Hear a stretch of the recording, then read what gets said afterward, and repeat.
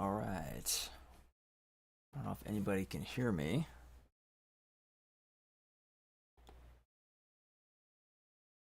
Welcome, welcome. All right. I don't know if anybody can hear me.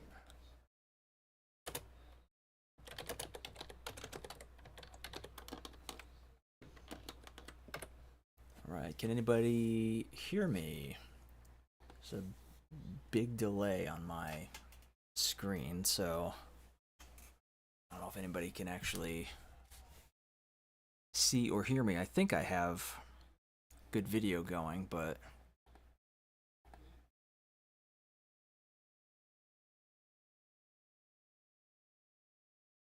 let's see. Okay, cool.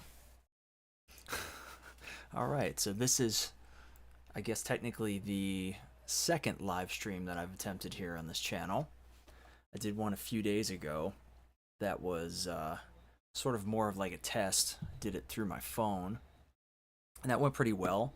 And I've always wanted to do one through, like, actually through my computer, but the last time I attempted it a couple years ago, it was a kind of a train wreck. I did like a, private stream just to test it out, and it was like not cooperating well. Like the bit rates dropped crazy, and it was awful. So hopefully this one, the first one went well on the phone, so hopefully this one through the computer.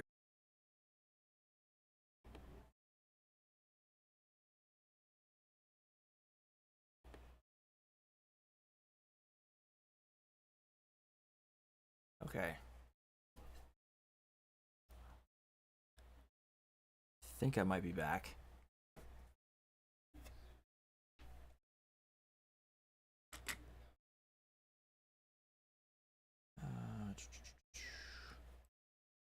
Can anybody see me? Can anybody hear me?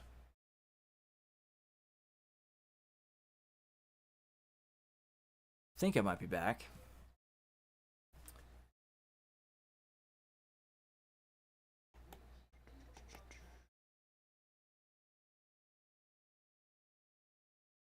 Yes. Okay. uh, yes, my redemption arc, that's right. I don't know why. Unfortunately, that happens every now and then. My internet will just randomly disconnect.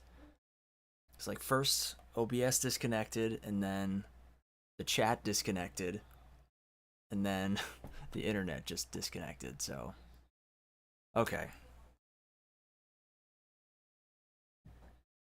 All right, so now we can actually start for real. And now's when it all goes out again. So, hopefully everybody has been having a good summer so far. Hopefully everybody had a good 4th of July. This is not the way I expected this thing to start, but it's a learning process. I'm trying to learn as I go here, trying to figure this shit out. Um, yes, this is the third trial run. Third time makes the charm. So part of the reason I wanted to do this live stream in the first place was because I have a new video coming out for anybody who's watched my content regularly. The video that has done the best on this channel by far has been the Goosebumps Rip-Offs videos. I did 2 of those videos so far, and one of them pretty much single-handedly got my channel monetized the last time. I think it's up almost now. Last I checked, it's like almost at like 77,000 views, which is awesome. I never expected that in a million years. And then the second part, I think, is at like 11 or 12,000, which is awesome as well. And people were always giving in those comments, giving suggestions on new rip-offs they want to see, new series they want me to cover, and so I figured I would do another video on that. So on July 17th, which is next Friday, July 17th, next Friday, there's going to be a brand new Goosebumps rip-offs video coming for anybody interested in that, anybody who loves like that, classic Goosebumps books and the stuff. This basically, if you don't know, It's series that came out in the 90s and the early 2000s, mid 2000s that tried to capitalize on the success of kids horror, of kids books like Goosebumps. Basically copied the same format, similar titles, similar book titles. The stories are very similar, and it's very much trying to like copy and paste what Goosebumps did and what R.L. Stine did. And believe it or not, there was a ton. There's like an endless supply of knockoffs and ripoffs. Some of them are like just crazy blatant ripoffs. That it's crazy that they weren't these other books weren't sued. So that video will be coming. Yeah, thank you. When is the merch? Hopefully soon. Hopefully soon with the merch. No, honestly, I have no idea. My goal at this point is to like try and build things up again, because I went for a long while without making a lot of video content, because I kind of just lost that creative spark. I wasn't really feeling like inspired to make anything, and I kind of let it fall off. I had the YouTube partner thing for a bit, and which was really cool, but you have to like adhere to those guidelines, and those guidelines are constantly changing. Um, those guidelines are constantly changing, so if you're not constantly uploading content, and if that content is not consistently doing well in building your viewership, building your audience, it starts to lapse, and you have to have a certain amount of valid public watch hours over a certain amount of time.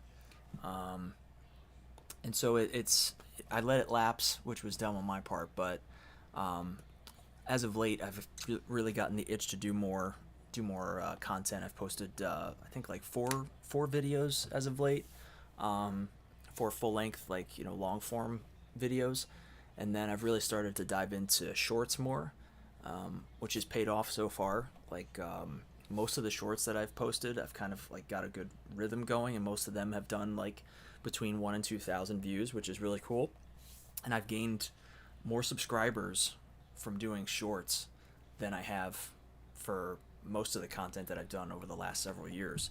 So that's really helped a lot with getting people to check out the channel and check out the videos. And nostalgic content seems to be still popular. People are into nostalgia. But one of the things that I wanted to talk about, in addition to those Goosebumps rip-offs videos, was in the second video that I did, I covered a series called Fright Time, which was basically sort of similar to Goosebumps, but it was more along the lines of like Tales from the Crypt, Vault of Horror kind of thing, with really cool artwork.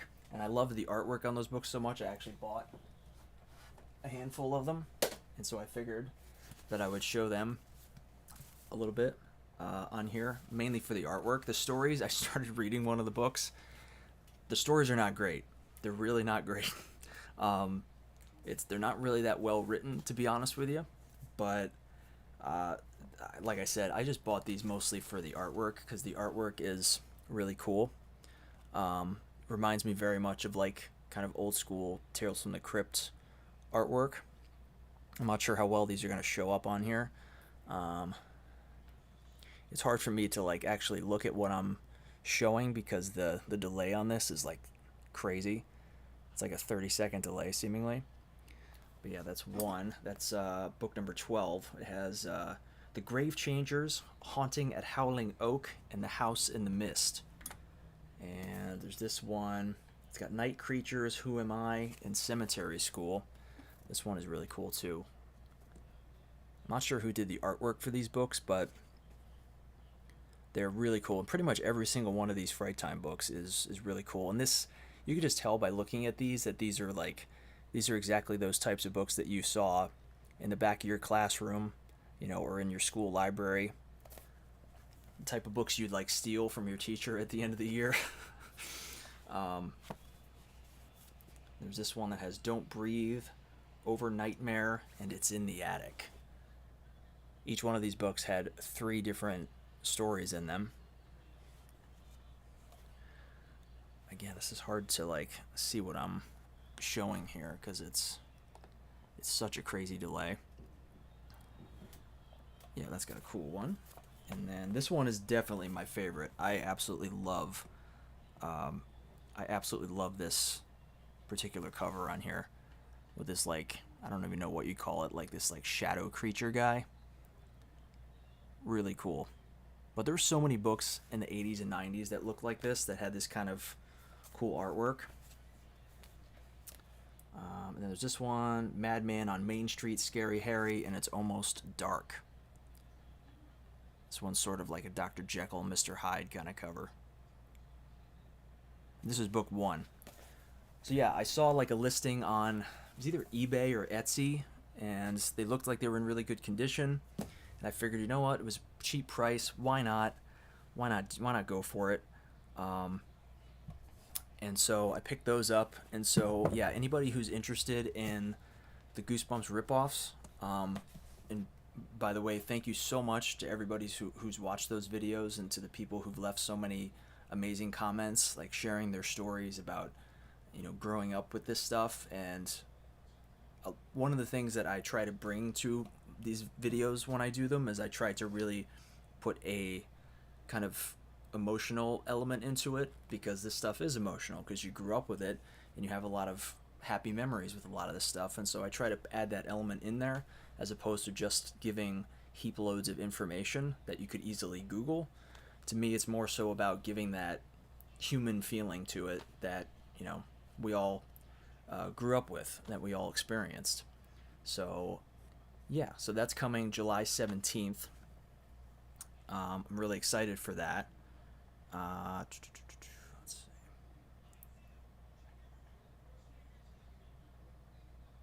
One of the other things that I wanted to talk about in this video was, which is interesting, is there's been a lot of buzz about horror movies lately. Um, yes, thank you, Duke.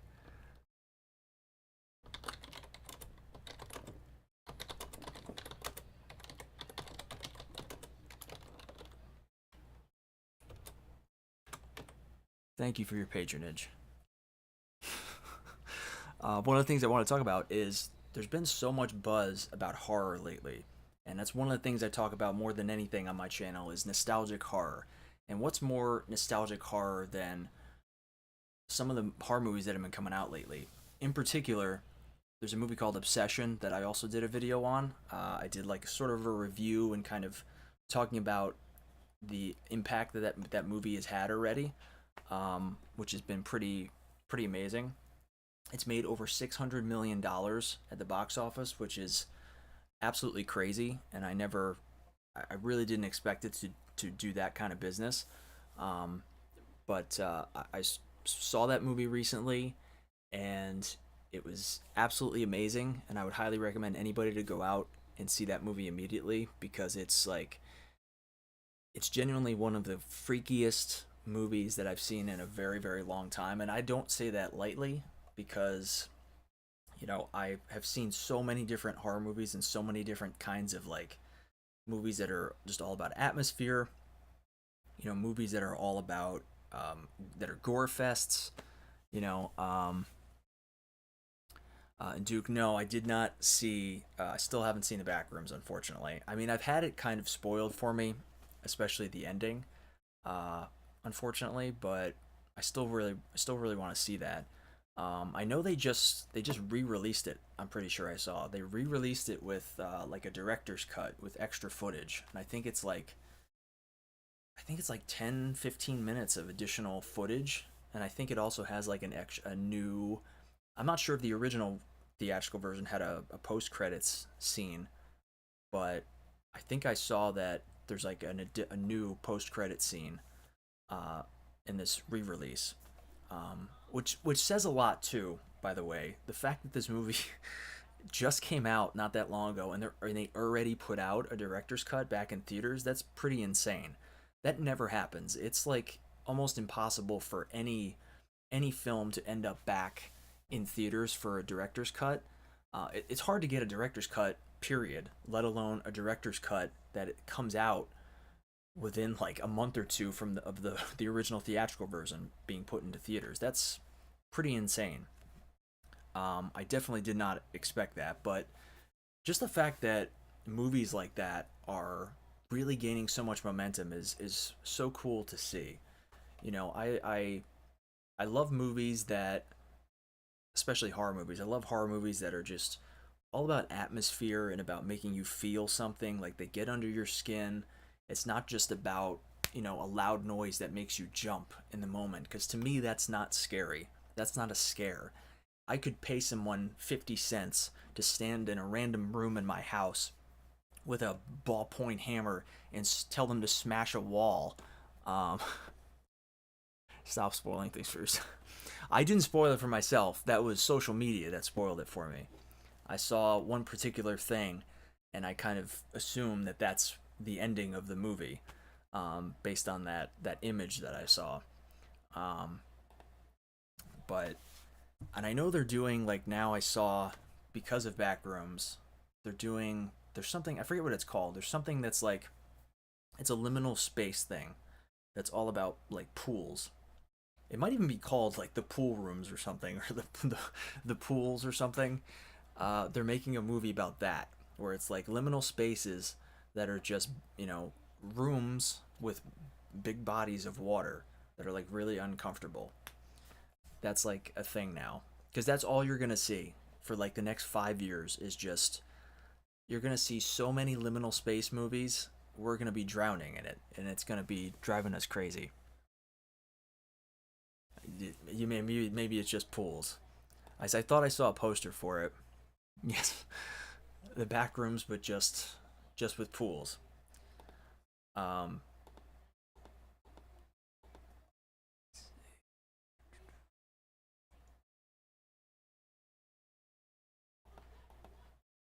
by the way, if let me know if you can tell that there's a noise gate on the audio. By the way, it's hard for me to tell.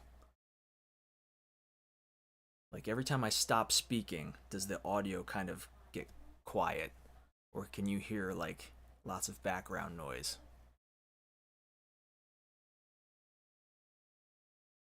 So unfortunately, there's a lot of background noise in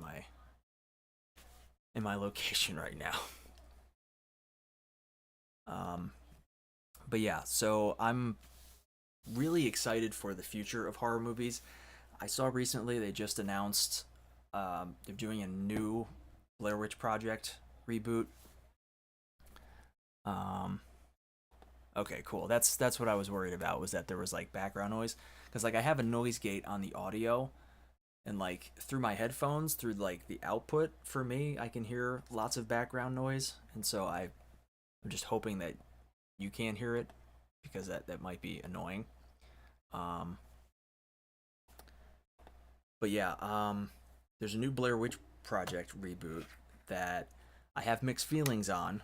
It has all the original people attached as producers. The It has Josh and Mike, from the original. They're signed on as producers, and it has Eduardo Sanchez and I forget the other guy's name. The two guys who wrote and directed the original, they're signed on as producers as well. And this is after like years of the actors fighting to get the money that they were owed, basically, because they were kind of, for anybody who doesn't know, they were like royally screwed years ago when they first signed their contract for that original Blair Witch Project movie, and they never really saw a cent of any of the money. That movie made millions of dollars, if not billions of dollars, and they never really saw a cent of it, because they basically were kind of taken advantage of, and were talked into signing. Were talked into signing a contract that basically said the studio gets all the rights to their name and their likeness, and they only get paid, um, for the time they spend on the set. And then after that, they don't get any royalties. They don't get anything. So they've never seen any merch money. They've never seen any DVD sales or VHS sales. They've never seen anything. And literally, like a month after that original Blair Witch Project came out, like the guy who played Mike was literally moving couches as he was driving a moving truck, like a month after that movie came out, and was like the biggest movie on the planet at that time. Just crazy how that works. But anyway, they've fought for years to try and get, um, something worked out with the studio, and they finally did it. And one of the things was the studio wanted them to be involved in this reboot, and so now we have it. It's coming, I think, next September. I think is the release date they just announced. I'm not sure how I feel about it. The actress who played Heather did not sign on for it. She turned it down, and there's been some controversy because uh, she gave a statement as to why she turned it down, and she kind of implied that they wanted her to sign over her likeness and her image in perpetuity, which usually tends to mean for the foreseeable future. And so it kind of implied that they wanted to be able to use her face and her name moving forward for anything. And so a lot of fans have been assuming that that is kind of code for they want to use my likeness for AI. And so there's a lot of people now who are really worried that this movie is going to involve AI in some way. Because why would you want to sign somebody to get the rights to their face? Like, it seems really weird, especially considering in the last Blair Witch movie, which turned out to be horrible, they actually do kind of steal her likeness and use her likeness in that movie for a very split second. There's a moment in that movie in Blair Witch 2016 where you actually see Heather's face. They're trying to imply that either her ghost is there or that the witch is using her. It's a terrible movie, so don't waste your time with it. But um yes, everything is chrome. That's what we're headed. We're all gonna be Squidward. We're gonna be horrified. We're gonna be probably trapped inside of a freezer at some point. Um, Although there may come a time when being trapped in a freezer might be the better option than living in a world of chrome. Um, but yeah, so apparently the plot of the movie, the tentative plot for the movie, is rumored to be about a family um, that goes camping in the woods and gets lost, and I guess starts to get manipulated by the witch. So I'm not sure how I feel about that. You know, to me, I really would rather there be a a sequel, a legit sequel. Now, Blair Witch 2016 was a legit sequel, but they just didn't do it well. You know, like, I loved the idea of people 30 years later going back to the woods to investigate what happened to these hikers. That's a great idea, in my opinion. But the problem was the movie was just so badly put together. Like, the editing was horrible. They had these terrible filters over everything where it was just like trying to make it look like it was like this footage that was like it was like this weird filtering footage, and just it was a nightmare. Um right. Yes. Welcome, Bobcat. Um Thank you so much for popping on. I really appreciate it. And yeah, I would love to see a movie like that. For a while, they were talking about doing a prequel. I remember there were even going back to like the mid 2000s. I remember reading stuff that they were planning a prequel. There was even a time when I heard something about them considering doing like a Blair Witch prequel that took place in like the 1600s or the 1700s. That was almost going to be like a an old west kind of vibe, um, which would have been really weird, but kind of showed would have showed the origins of the witch.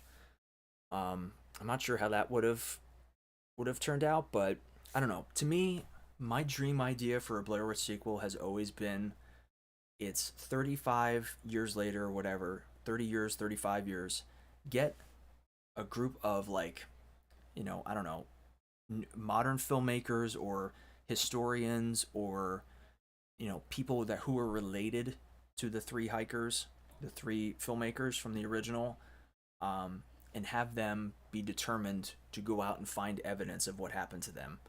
To me, that's like it's one of those things that writes itself. Um,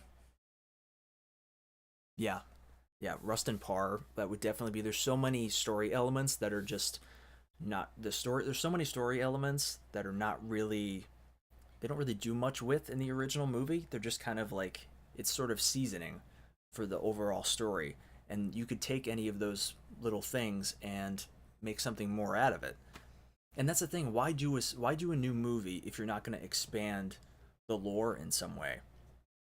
That was one of the problems with 2016, Blair Witch 2016, was that they didn't expand it in a way that made sense. Like, it didn't feel connected. There was so much heavy use of like crazy over the top supernatural stuff that made no sense because none of that even came close to happening in the original movie. Like, there weren't trees being sucked out of the ground and launched into space. Like, that never happened. There weren't like earthquakes happening. There was almost nothing happening in that original film, which made it terrifying because it felt real. It felt like you were there in the lost in the woods with them. I never once felt like I was lost in the woods with those characters in 2016, which is, a big part of the reason it failed. And so I'm not 100% sure how I feel about kind of like, even with the original people involved, I want to trust them. I want to have faith that they're going to do something really great with it. But at the same time, I don't know. To me, they have a big mountain to climb. They have a steep mountain to climb to kind of show that this movie deserves, this movie has a reason to exist, I guess, is the best way to put it. This movie needs to prove that it has a reason to exist. And I don't want just a retread. I don't want it to be a family goes to the camping in the woods, they get terrorized, and then they die at the end, and that's it. There's no connection whatsoever to the original. There's no mention of it. At the very least, nothing compares to my excitement for Shrek 5. I mean, who's not excited for Shrek 5 and those donkey teeth? Uh, to be honest, I didn't see Shrek 4 or 3 or 2 or like 3.5 or whatever they were doing. All those other Shrek sequels. I saw a lot of people complaining about how that looks. A lot of people complaining about the animation for like Donkey. I feel like I heard Donkey's teeth was like the biggest problem. People saying that it didn't look like him because the teeth were weird. It's like, are we gonna do the same thing with Sonic now, where it's like we're gonna go through and re-edit the whole movie to change his teeth? To be honest, do we really need a Shrek 5? For so many years, you could never get any of these studios to put a number in a sequel. They could never do Halloween 7 or, A Nightmare on Elm Street 12. It always had to have some kind of subtitle because the studios hate putting a number on things. They don't want to put Halloween 7. They want to put Halloween H2O. They don't want to do... Most of the time, they will never put a number there. Like, they weren't doing it for the Scream movies. Like, I think Scream 6 or... It was either 6 or 7. They weren't even calling it Scream 6 and Scream 7 for a while. It wasn't until fans were just referring to it as that all of a sudden Scream 7 now is called Scream 7. But that's the least of the problems. Like, just the idea that it's called Shrek 5. Like, why do we need Shrek 5? I'm not even sure we need, like, Austin Powers 4, which is apparently still happening. I mean, I love the original Austin Powers. It is so... That original movie, to me, is still hilarious, but I just don't know if we need... I feel like too much time has passed. And he just did that commercial recently where he was Dr. Evil again, and it was kind of weird. It was kind of weird. Like, it didn't really look right. That's true. Why do we need Toy Story 5? I'm still trying to figure that out. At the very least, I've actually finally started to see people criticizing it, saying that doesn't really need to exist, which I agree with. Because at least with Toy Story 4, people were saying, even though we didn't want it to go on after 3, they were still saying that 4 was really good. And that's the weird thing. Like, same thing with Men in Black. Men in Black 3 was such a great way to end that trilogy. They did not need another one. But they just couldn't help themselves. They can never help themselves. Like, no matter how many times you end it, it can never end. That's true. I forgot Conan was in it. I mean, yeah, that's probably reason enough to watch it. To be honest, that's probably reason enough. I mean, just the fact that they had to. Tim Allen said recently that they had to remind him after they started recording his voice for Buzz. They had to remind him and take him aside and say, "I'm sorry, but you sound really old." They actually told him, "You sound really old," like in the nicest possible way. And so he had to like change how he spoke because he realized, and he even realized himself. He was like, "Oh, I'm now that I realize it, I'm talking like Tim Allen. I'm not trying to talk like Buzz Lightyear because I'm old, and we shouldn't be doing this." You know. Um, but yeah, I mean, Toy Story 5 is really another. It's another great example. Like the sequel thing is just so out of control at this point. Just so out of control. Um,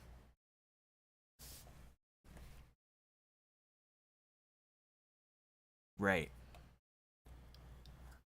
Yeah, Bobcat. That's very much right. It's like they. I was just talking to somebody about this today. How insane it is that so many movies get called box office bombs, and they're only called box office bombs based on the insane budget that the movie had. Like we were talking mainly about Obsession, and how Obsession has now made over $600 million, and I think it had $1 million budget. I think it might have even been less than that. It's now going to be like the most successful low budget film ever made. Which is crazy. But there's so many movies that are considered bombs specifically because they had a ridiculously inflated budget that the movie could never make enough to see a profit from. Like it drove me crazy when yes, oh, 750,000. That's even crazier. $750,000 budget for Obsession, and it makes 600 million. That's crazy. That is lunacy. And like a great example I always use is the last Indiana Jones movie, Indiana Jones and the Dial of Destiny. That movie was getting ripped apart, saying it was a box office disaster for Disney and it just bombed beyond belief. That movie made $352 million at the box office. In any normal situation, if you ask a normal person, they would probably say um, that obvious. How can you say 352 million is a failure? The budget was over 400 million for Indiana Jones and the Dial of Destiny. So of course, so of course, it was not going to make more than 352 million dollars. Like it's just absolutely crazy. Like it almost feels sometimes like these studios are intentionally setting up movies to fail by giving them just completely unreasonable budgets. Like just absolutely crazy. And most of it, a lot of times, is on stuff that doesn't need to be cost as much as it does. Like with Indiana Jones, a huge portion of that budget was CGI and the de-aging technology because they had the entire 20-minute opening sequence of that movie was all Harrison Ford de-aged, and he quite frankly didn't need to be de-aged because hate to break it to people, but the de-aging technology still sucks. It really does. I'm sorry, but the de-aging technology is not good enough to carry a 20-minute sequence. It's let alone, at some point they're going to try and have it be a whole movie with people de-aged. I mean, Will Smith, they did it with him with that one. I don't even remember what it was called. Nobody remembers what it was called. That movie where he has like his younger self as like a robot or something.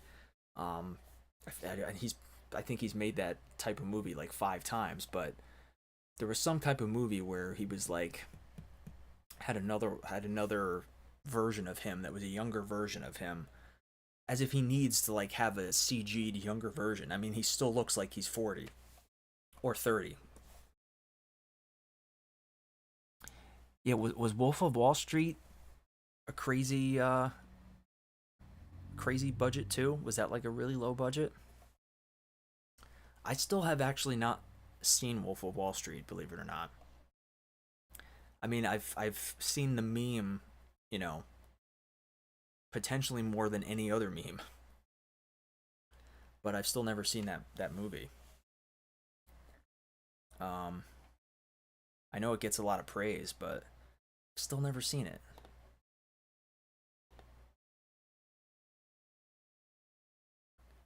Uh,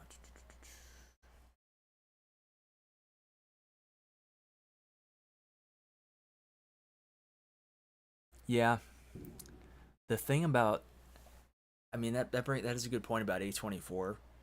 A lot of people are starting to really turn on them as of late. I've noticed with the AI thing, where they apparently signed a deal with Google, um, to for like AI research or something like that. And a lot of people are mad, including Kane Parsons, who did Backrooms. He actually, and credit to this kid, because this kid is like, he's a YouTuber. He's still so freaking young, but he's still at that point. He hasn't sold his soul. He still has a lot of integrity. Um, and he went on his Discord the night that they announced that. This is like, a 26-year-old kid going on Discord just made like one of the biggest movies in the last 25 years at least, and he's going on going on his own Discord to vent about the studio. And he, basically vented about it, saying that he was not happy about A24 making this deal. Um, but it's yeah, I don't know. There aren't a lot of like super indie studios anymore. A24 is one of the few that I can think of that's like still truly, even a lot of people don't even call A24 like super indie anymore. They've really just blown up so much. They're kind of like a huge titan at this point. But yeah, Gangs of New York is amazing. Gangs of New York, I love that movie. It's hard to say what my favorite Leo movie is. To be honest, I mean, I feel like a lot of people would end up saying Titanic, but I feel like that's too easy. That's too easy an answer. I don't know. To be honest, to me, it might be Departed. Like, he's just so great in that, and that whole movie is just such a masterpiece of filmmaking to me. It's without a doubt, my favorite Scorsese film. But Gangs of New York though is amazing. I only saw it twice. First time I saw it, I was like way too young to understand anything in it, and I just watched it again, recently actually. And man, what a freaking movie! It's just so crazy. Oh yes, Django. Yeah, of course, Django is incredible too. Oh man, Leo really has not made many bad movies, at least that I've seen. I don't think I've personally seen a bad Leonardo DiCaprio movie. Yeah. Oh man, Django Unchained is so great though. I just watched that. I just rewatched that again recently. Oh man.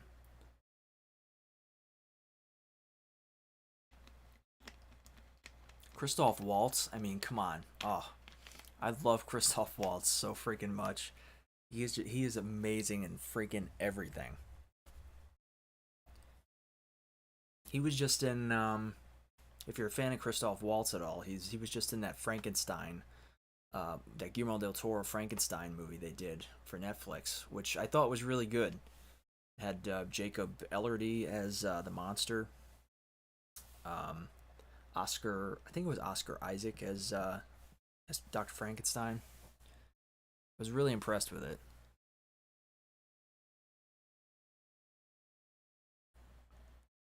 Oh yeah, yeah, Gilbert Grape. That one I haven't seen all the way through. I've only seen like bits and pieces of it.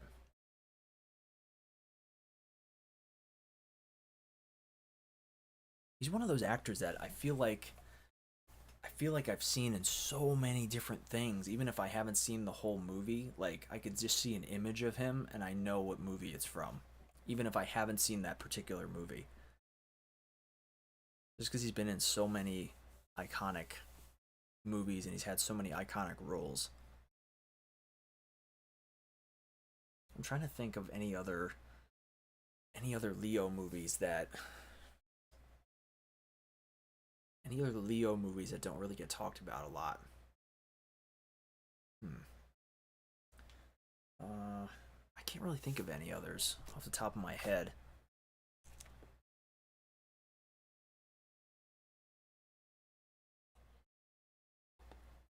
I still haven't seen ugh, Once Upon a Time in Hollywood. Still have not seen that. I've heard that is amazing. Speaking of Leo memes, his meme from that of him on the couch, that's got to be bigger than The Revenant. Yeah, The Revenant isn't that actually.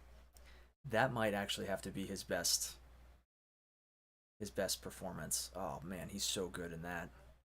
Oh, what a wild movie that was. That was the first movie I ever bought on Blu-ray, and that was when I really that actually Duke, you just did an amazing thing. You just helped me slide into the next thing I wanted to talk about, which was kind of this war that's been going on with physical media, with like PlayStation and stuff. But before I get into that, with regards to the Revenant, that was the first time I remember seeing a physical piece of media, and I realized that what kind of the companies were really trying to do to get people to stop buying DVDs and DVDs and Blu-rays and get them to move to streaming and 4K and stuff. Yes, yeah, he did basically kill himself to get that for that Oscar for that. And I remember watching the Academy Awards that year, and everybody was like, you don't even think about it, don't even try to screw him out of this again." Um, but yeah, I remember when The Revenant came out, and I remember I looked at the Blu-ray, and it was like almost $30, and I looked at it, and there was one feature on there, one special feature, and the special feature was like a 5-minute making of, and that making of was the exact same thing that was on the studio's YouTube channel like 6 months prior. It was basically just a 5-minute YouTube video that they slapped on the Blu-ray as a special feature. And that was when I realized, but the Blu-ray was the same price, and same thing with the DVD. That was when I started to realize what was really going on, which is like, I've argued with people before that physical media doesn't become obsolete.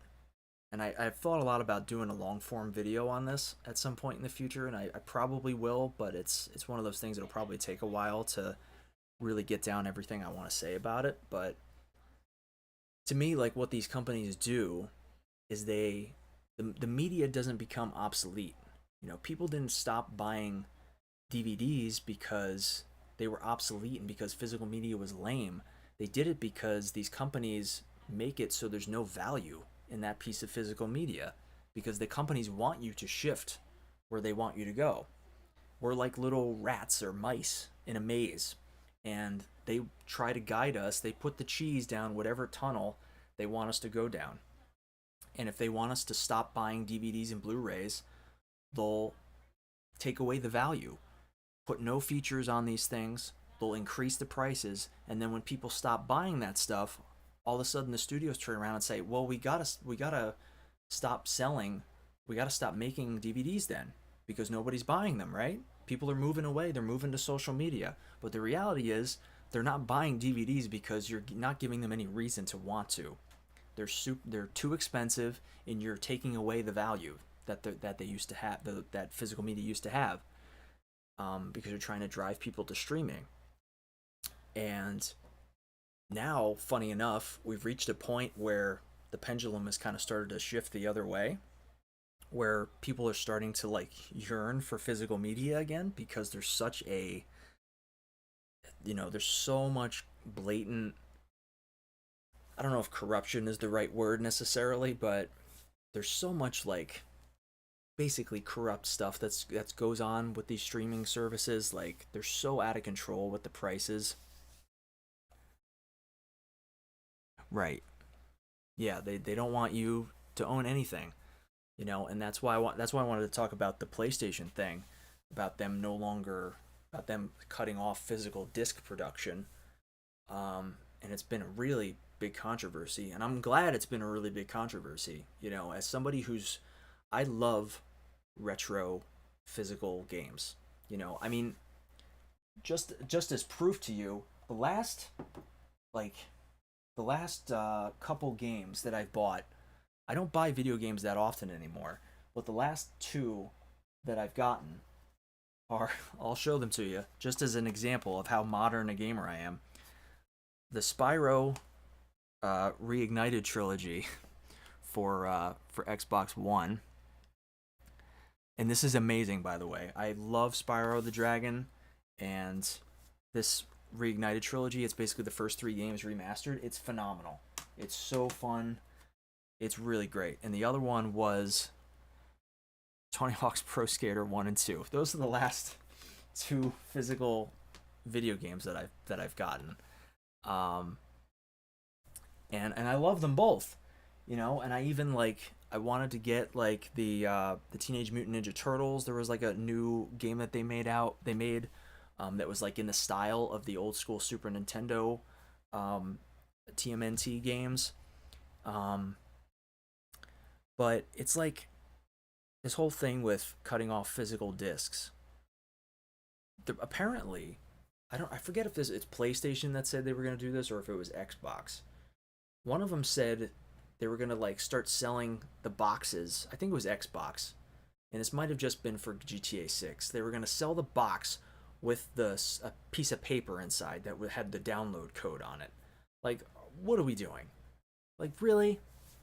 I mean, their mentality is basically that there's going to be some losers out there. This is their mentality. These losers out there who are obsessed with physical media, they'll just buy the box.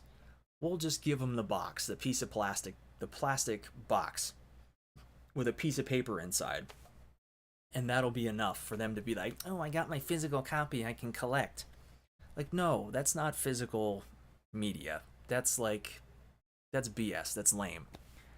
Oh, really? I didn't know there was a pre-order bonus for that. That's awesome. I waited a while to get it. I remember I wanted to wait and see what kind of the overall consensus was. I think the only negative for that Spyro trilogy, that Reignited trilogy, is that they redid the music.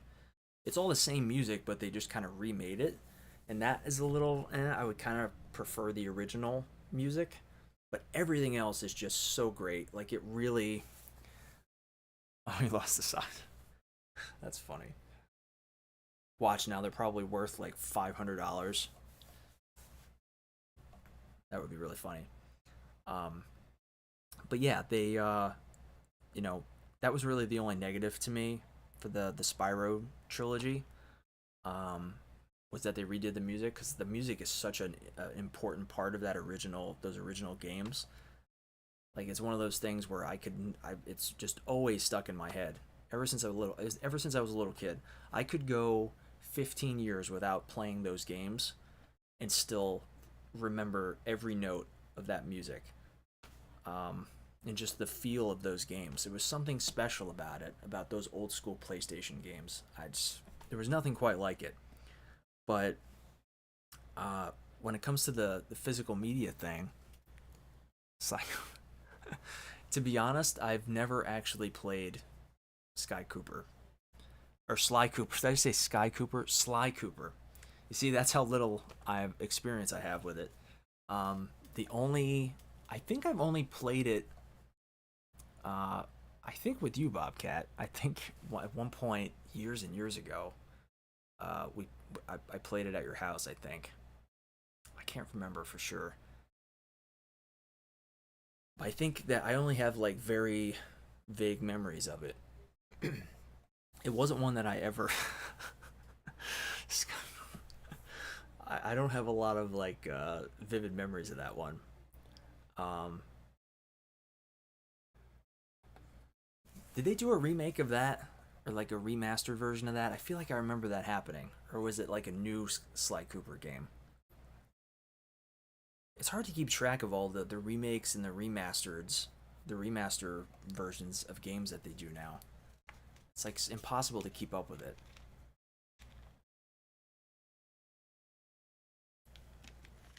Um, but yeah, with regards to the physical media thing, I really don't think PlayStation entirely understands. Like the bubble has to burst at some point. Like I really do think the bubble is going to burst with the streaming services. Like Netflix is the most egregious by far. Netflix is like it's approaching $25 a month. I think it's like at 22 or 23 a month now, which is lunacy because I'm sorry, there is not much on Netflix now. I subscribe to Netflix for Seinfeld and probably two or three other 90s shows. Like there's nothing new on Netflix that I have any interest in really. I loved Daredevil. Of course Daredevil's gone. I loved Punisher. Guess what? Punisher disappeared too. Like all the good thing and Cobra Kai I loved. What a shock. That's over. And it's the bubble has to burst at some point because they really just expect I made a 3D movie of it. Okay. Maybe it was like I heard that they were going to make another Sly Cooper game.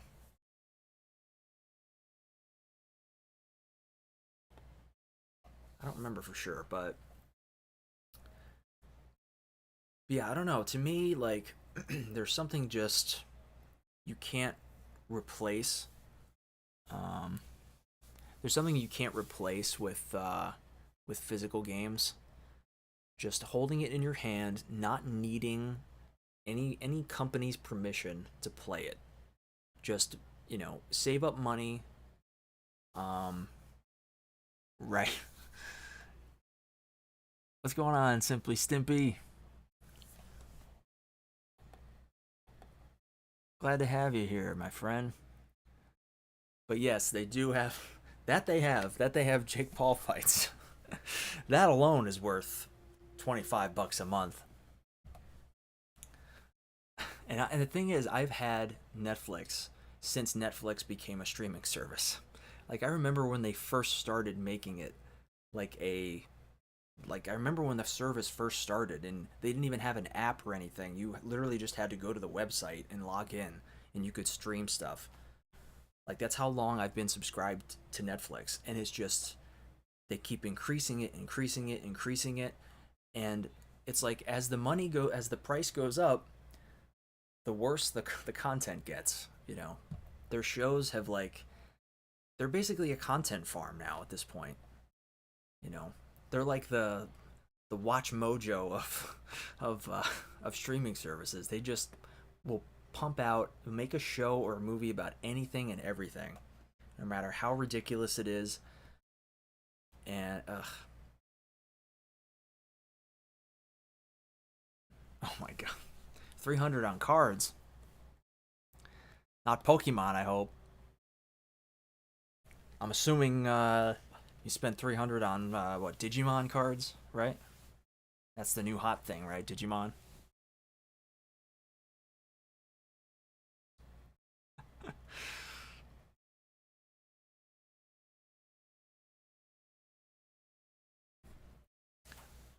And yeah, I never got around to watching the whale. Really, that was bad. Really wanted to see it because I was so happy that Brendan Fraser was finally getting the love that he deserves. I'm assuming his performance, at least, even if the movie's not good, I'm assuming his performance is amazing in it. That is a sequel I'm excited for. Mummy 4.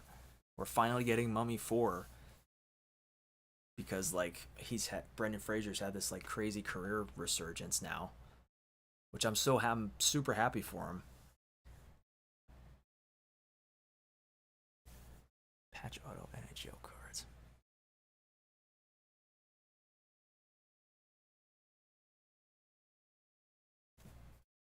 Speaking of cards, oh, here we go.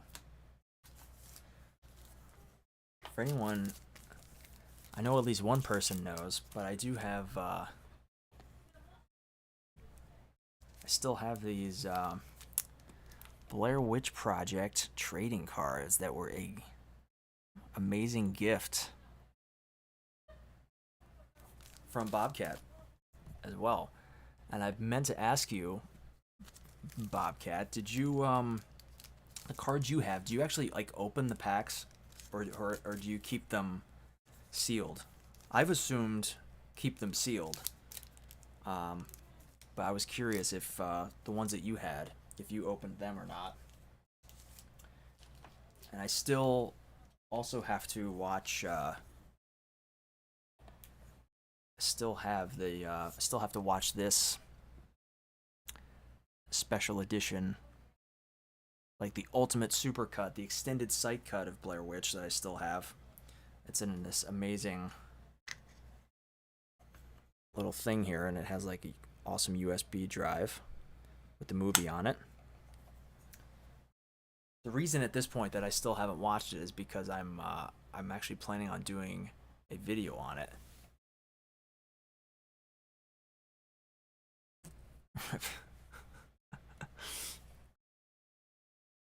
No, I don't know. I mean, it's tough. I don't really want to open them. I don't know. It's one of those things, like, whenever I get stuff like this, I always feel like it almost feels like a time capsule to me. Like, if I open it, even if I keep the packaging, it feels like I've destroyed it in some way by opening it. You know, it almost feels like I'm continuing the trend that the person who owned these previously set by not opening them. Yeah, I'm really excited to watch it. Like I said, I've never really done like a full-fledged video on covering Blair Witch, other than, you know, the Fear Flicks stuff when we went to go see Blair Witch 2016. And so I wanted to watch it and then really I have a sickness because I cherish things. Is that why I have a sickness?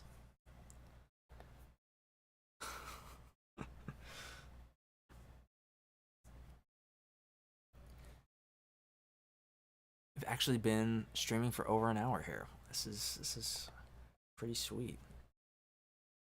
Thank you again to everybody who's been sticking around for this. I really appreciate it.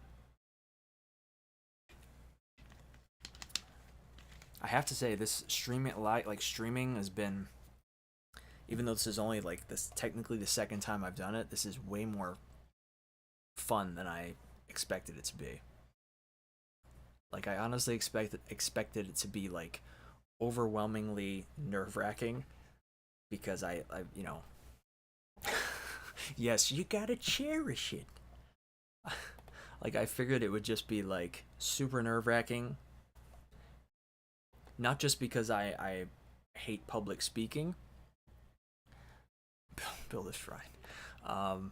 Not just because I hate public speaking, but because like I've never it's been such a long time since I've like actually talked to a camera. Because I've just been doing, for the past several years, I've been really pretty much doing nothing but, you know, video essay stuff where it's just, you know, narration over B-roll footage. And I feel like that was like the place where I could really shine with video making, because it gives me a chance to like write out a full script and really almost do a version of storytelling in that sense, because I write the scripts for the videos like as if they're like a little short story, and I don't have to be on camera for it. But I figured, you know, it's 2026, and oh yeah, the magazine. I actually got a new one, a new magazine that had another Blair Witch cover on it. If you want, hang on one second, actually. I can show that one off a little bit.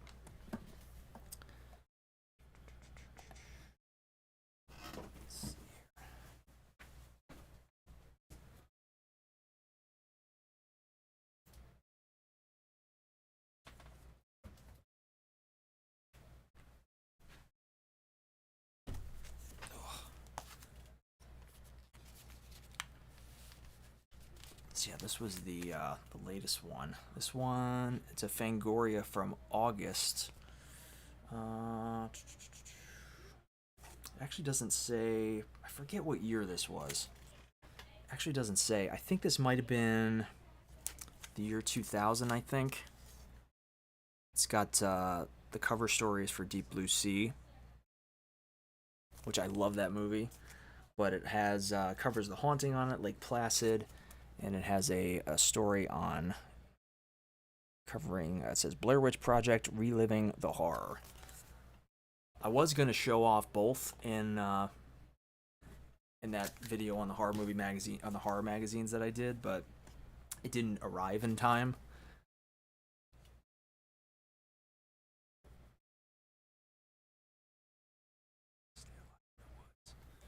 Is How to Stay Alive in the Woods. Is that a book? I don't remember. I feel that sounds familiar. How to Stay Alive in the Woods. I forget it. Is that like a making of book?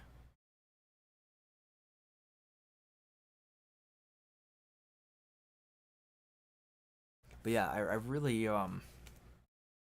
love collecting these old magazines now. Um, 'Cause yeah, it was something that I never really thought that I was never really allowed to buy magazines like this. That's a little bit more of the cover there. Everything's reversed on my screen, so it's hard to show these things really. Yeah. Uh,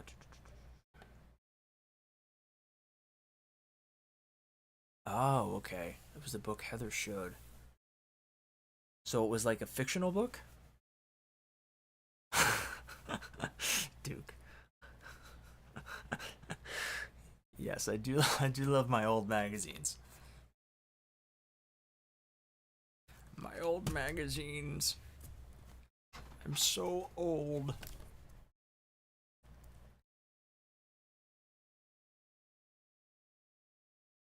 Believe it or not, there's like dozens upon dozens of old magazines now. It's crazy.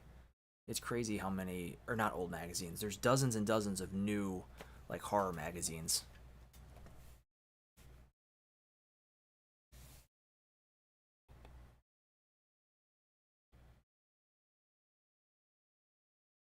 Oh, okay.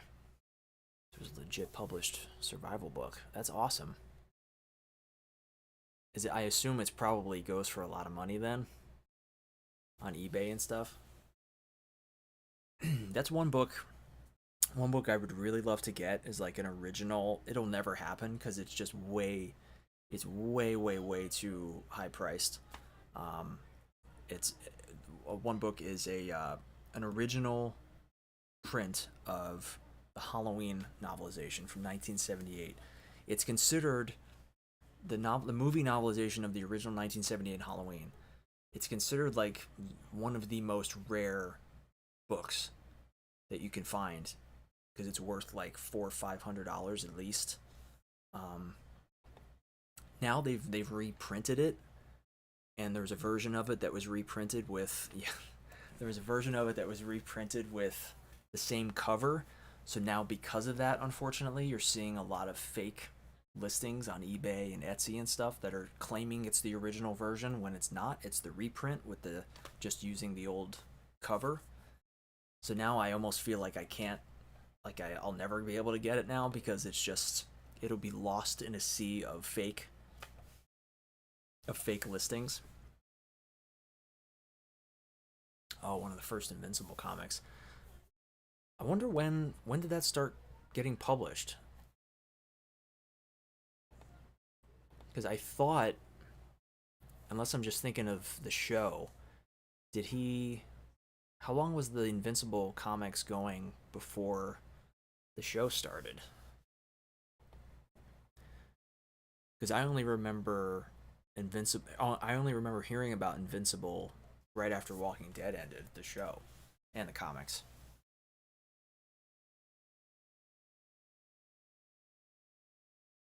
But yeah, there's something about like rare stuff like that that is like really fun to look at, even if it's stuff that I know I'll never be able to afford. Oh, 2003. Wow, I didn't think it was that. I didn't think Invincible was that. Has been going on that long. Wow. Yeah, that makes sense that that would be expensive.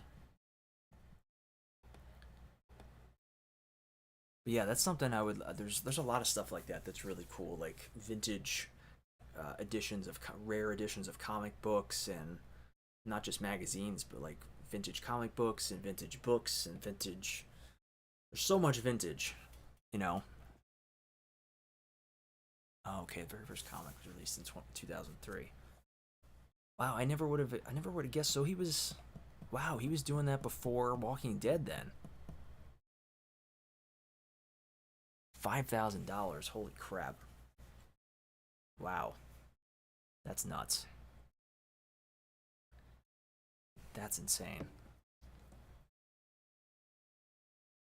I mean, it makes sense if it's like a super rare edition, because I guess at the time, if that was before Walking Dead, then they might not have printed many of the first of that first issue then, because at the time, Kirkman probably wasn't really a popular name yet, so they wouldn't have guessed that it would blow up.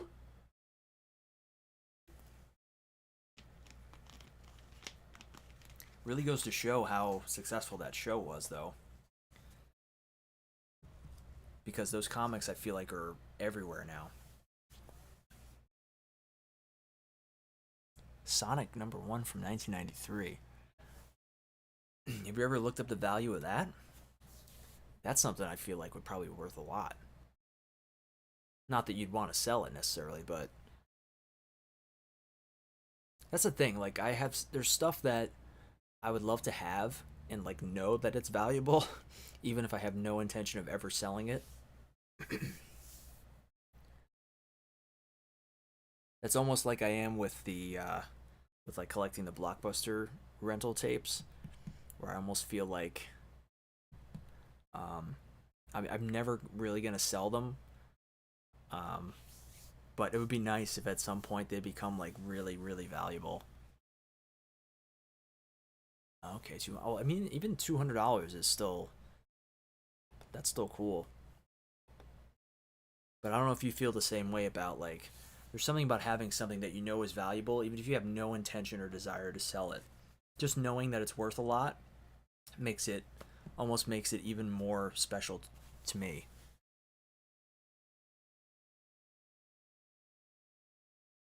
The animation cells and the sketch art, I still have them. I still have them. I still have them in the protective packaging and everything. I do want to get them. I was planning on like trying to put them together and like framing them. But the problem is at the moment I've like because I rearranged everything in this room a while back, so I don't really have any. I don't have a lot of wall space left. Plus, I have shelves that are falling off the wall. I had three shelves, and I have four shelves, and three of them fell off the wall and ripped the paint out. So at some point, I have to repaint this room. And when I do that, I'm going to instead anchor the shelves to the wall now instead of using um, what the hell is that thing called? The uh, command strips. Yeah, putting up shelves using command strips was not the sharpest idea I've ever had. They lasted for a while, but command strips, unfortunately, are not really meant for forever.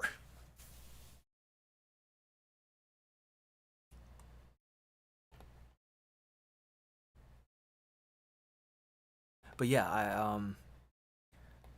I love stuff like that though. That it's to me, I feel like there's two types of collectors of vintage stuff. There's the type that is like always thinking about, always thinking and planning, selling stuff, and then there's the type of collector that just likes to be able to have the stuff to feel like you're doing your part in preservation. And I'm that type where I like getting vintage stuff that holds a special place in my heart, specifically because I know I have no intention whatsoever of selling any of it.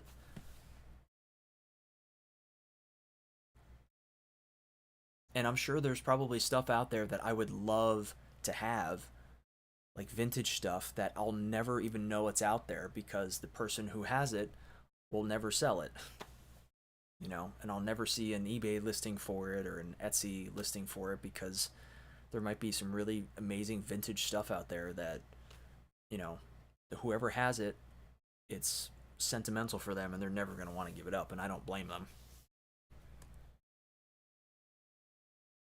Because that's the thing about like those Blockbuster rentals. Like, I'm pretty sure that at least a few of them, if they went back on, if I saw them on eBay today, they would probably be selling for a lot more than what I bought them for.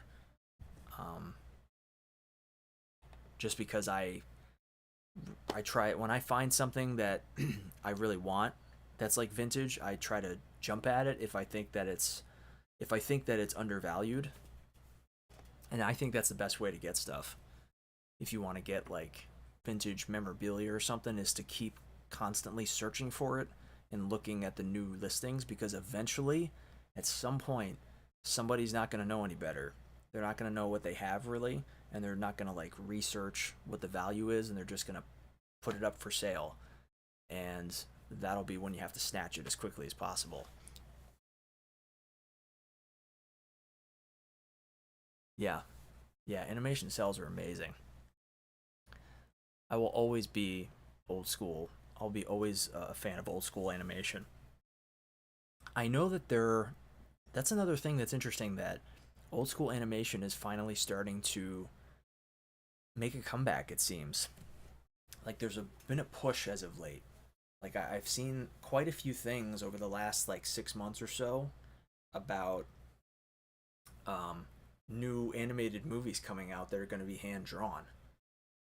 It's not, even though it's not going to be the exact same kind of style as like the old school 80s and 70s, 80s, 90s Disney animation, in that style, but a modern version of hand drawn animation,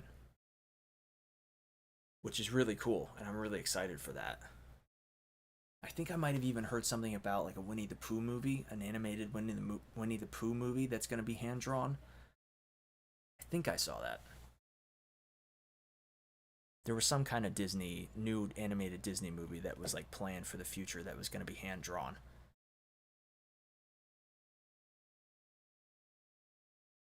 But yeah, especially when you watch, like I saw recently on social media a video of a an animator from like, might have been the early 2000s, showing in real time. It was sort of like a 60 minutes kind of thing, showing in real time how the animation was drawn.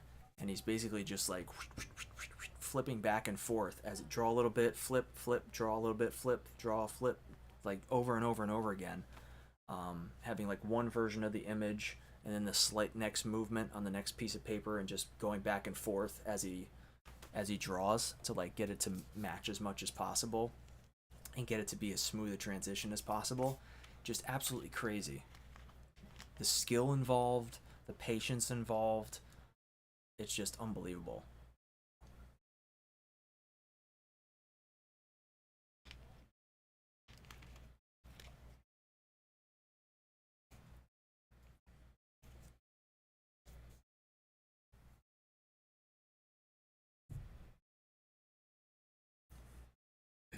Oh, that's cool.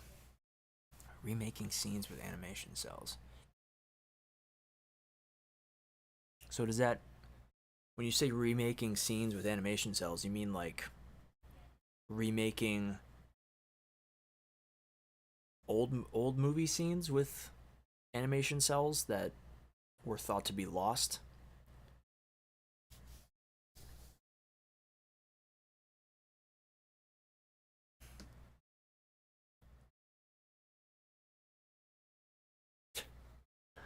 Absolutely stunning.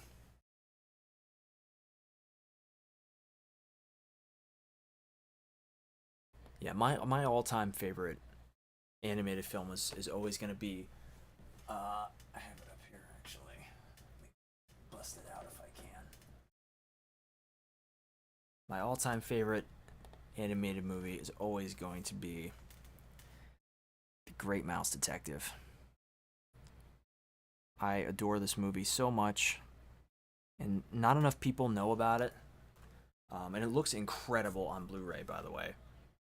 Not enough people know about it, and not enough people realize this movie basically single-handedly saved Disney from going bankrupt when it came out.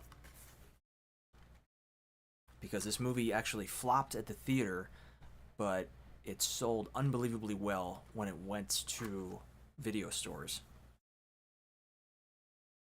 And it basically single-handedly saved the studio from financial collapse. Not to mention, it's just an incredible film. I mean, Vincent Price. I mean, come on, Rattigan, just so good.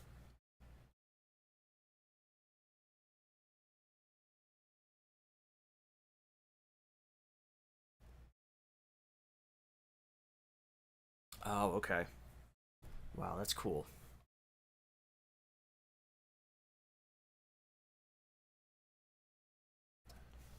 Yeah, that's really cool. People trade them or donate them often.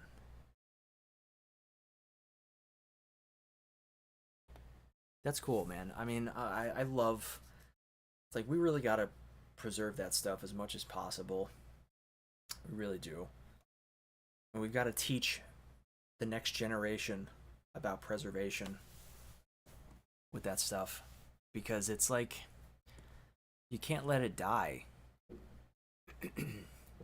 because eventually there's going to get to a point where, if people stop having enough knowledge about this stuff in the first place, they're not going to be interested in preservation of the media or the art style.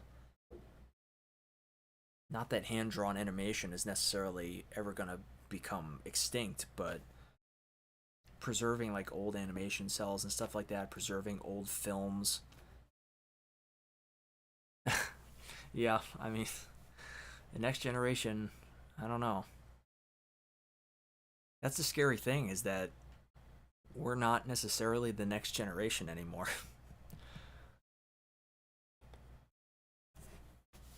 I mean, it's very strange to Toy Story 7, yes. Or as Back to the Future 2 told us, what was it? Jaws 19. Jaws 19. That'll be the one. That'll be the big one.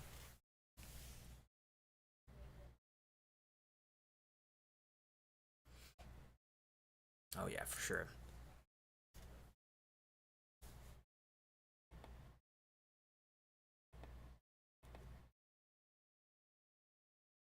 Yeah, I have a feeling I'm gonna end up being sort of like LA Beast, fellow like YouTuber LA Beast, who is like also obsessed.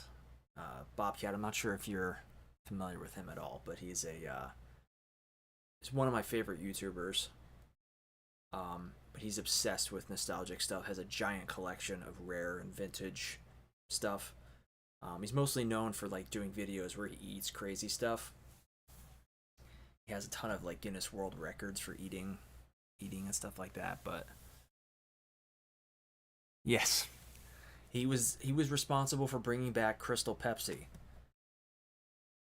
He wrote letters and called Pepsi every single day for like a year,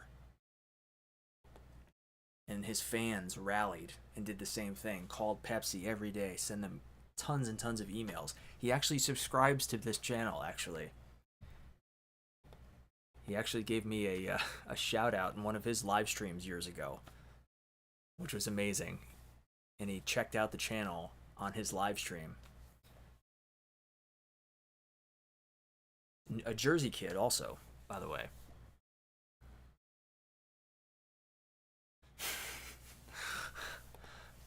He probably does. he has a lot of records. That's like one of the things he seems to love doing is like finding some ridiculous Guinness records and trying to beat them.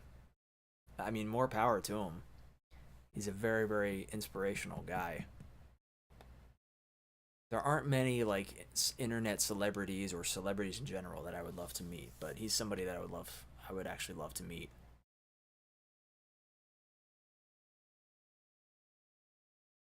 But yeah, and I still have a bottle of Crystal Pepsi when it was first brought back. I kept a bottle of that, and I kept a bottle of Pepsi Blue. The brief period they brought that back too. I actually made a video. One of the first 90 nostalgia videos was me doing a taste test, a try thing for Pepsi Blue. Even though I had never really had Pepsi Blue before. Yeah, it was good, honestly. I mean, it was probably, every sip was probably generating cancer inside of me, but it was good. I admittedly didn't just drink it for that video. I had it at least a couple other times. Same thing with Crystal Pepsi.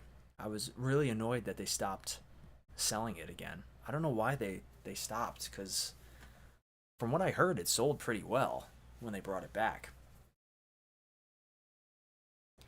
I think the problem with it was they never intended to keep selling it. Like they did it as like a thing to capitalize on kind of the social media, that social media swell that was building up.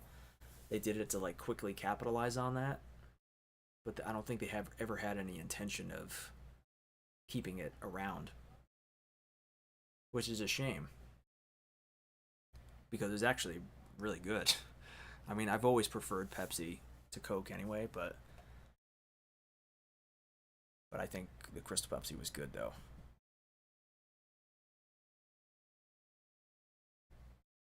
That was another thing too. Is like it's weird how many nostalgic foods have come back over the years. Like there's some stuff that I genuinely never thought I'd see again, like Oreo O's.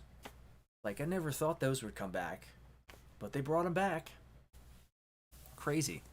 Um, French Toast Crunch was a staple of my childhood. French Toast Crunch, legit French Toast Crunch, not that bowl that they came out with years ago where it was literally cinnamon toast crunch, but just with like a maple flavor.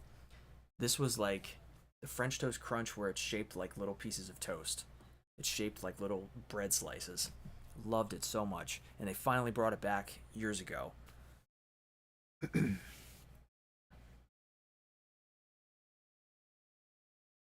Yeah, seemingly everything makes a return.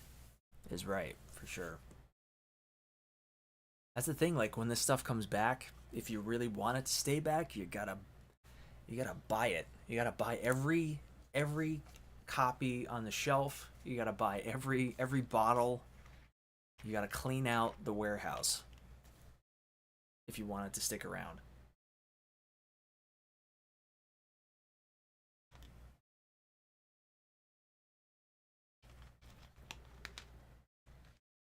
I'm not sure what other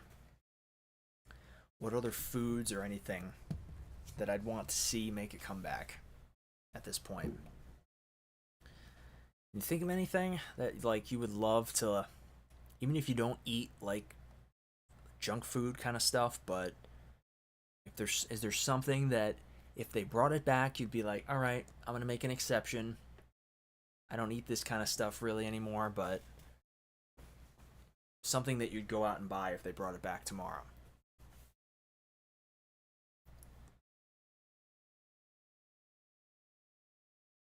I'm honestly not sure if there's really much else. McDonald's fajita? I don't remember that. When the hell did McDonald's have a fajita? I know they had. I mean, everybody always talks about the McRib, which I'm sorry. I guess you could call this a hot take. The McRib has always looked like absolute Yankee Danky Doodle shite to me. That has looked like absolute just heinous. The McRib just looks like dog water. McDonald's fajita. I'm gonna look that up.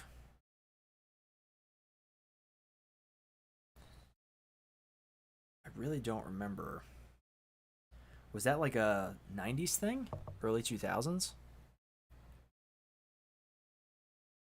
Oh my god. And this was good? 1993. I mean, the McRib looks like garbage. It's one of those things I almost feel that actually almost makes me feel a little satisfied, knowing that it looks like shit and tastes like shit. But yeah, this is what, hang on,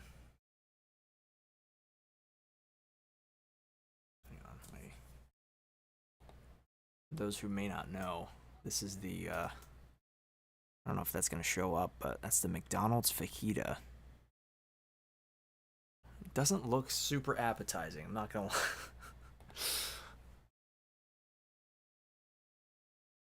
Shredded cheese, nice veggies wrapped in a soft tortilla. I mean, I guess to be fair, in 1993, this might have been good.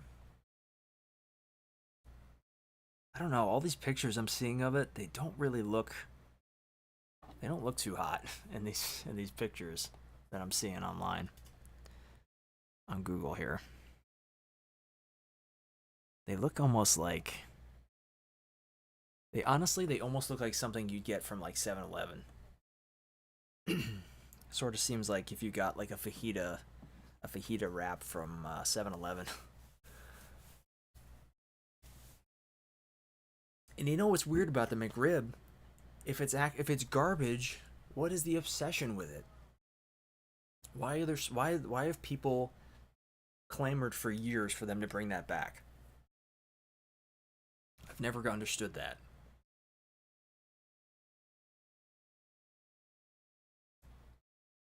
Because like the pictures never look appetizing.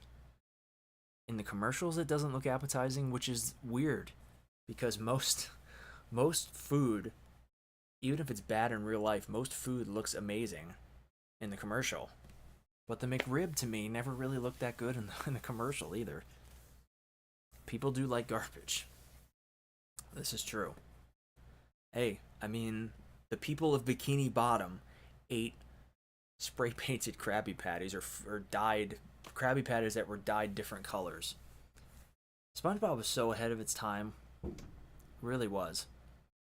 And by the way, if at any point you hear like what sounds like gunshots in the background, fear not, it's my jackass neighbors shooting off fireworks.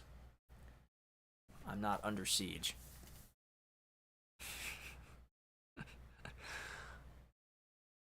Not under siege as of yet.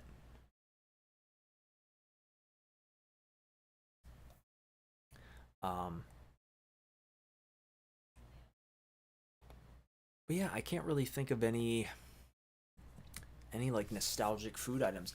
That's the thing. It's not because there aren't any. It's just because they've brought back pretty much everything. You know, even if it's not Bubble Play. What the hell is Bubble Play? Why does that sound familiar? Bubble Play.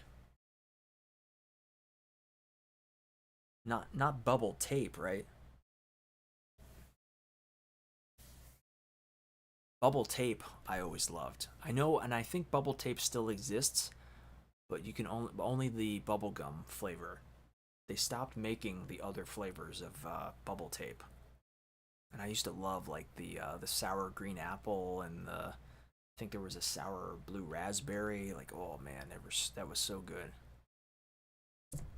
I was chomping on that stuff for hours back when I was little.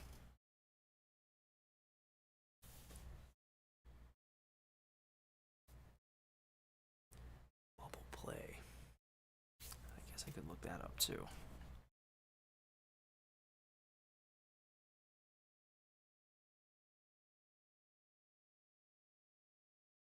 Oh, it's not food.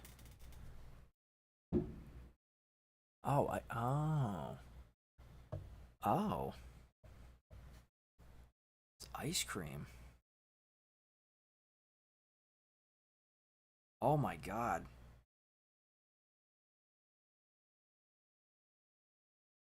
Oh man, I wonder if I don't know if I've actually ever had this.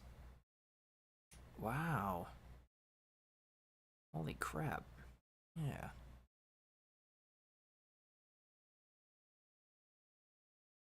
Yeah, it was Good Humor made it.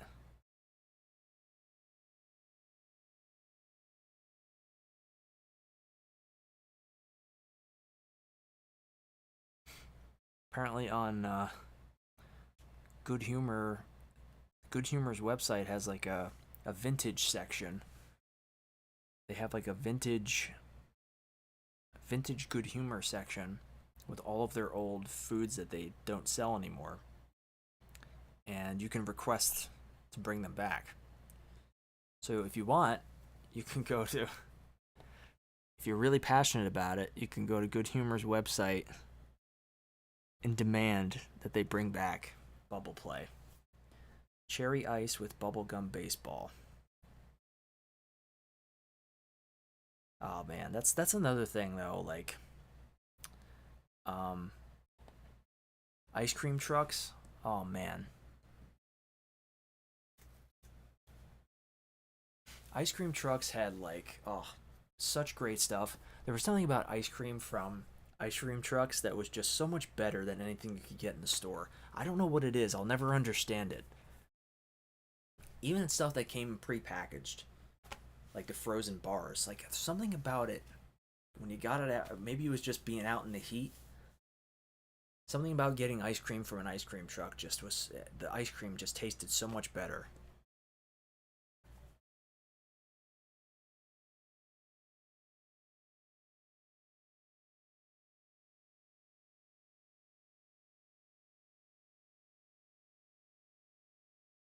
But yeah, I can't really think of anything else food wise.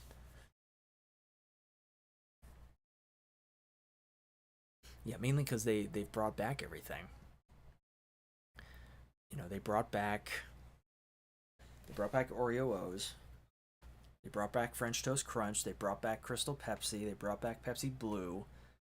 Uh, they've brought I don't know if they bottle caps were like my favorite candy growing up. I don't even know if they technically fully went away, but they've been back.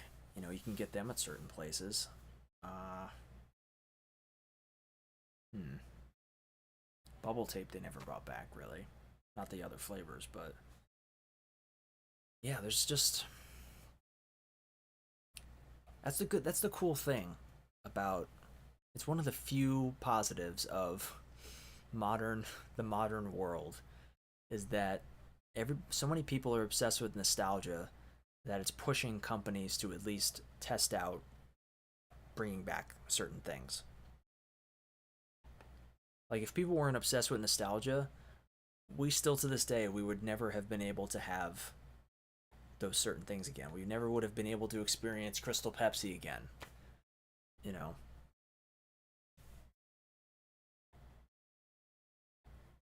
I wish the companies would experiment with that stuff more because you never know when it's going to take off.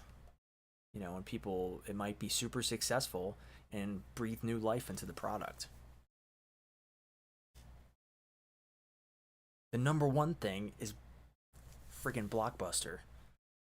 We need to get like the desperation for physical media to just reach a fever pitch to the point where they're like, okay, Blockbuster's back, back for vengeance.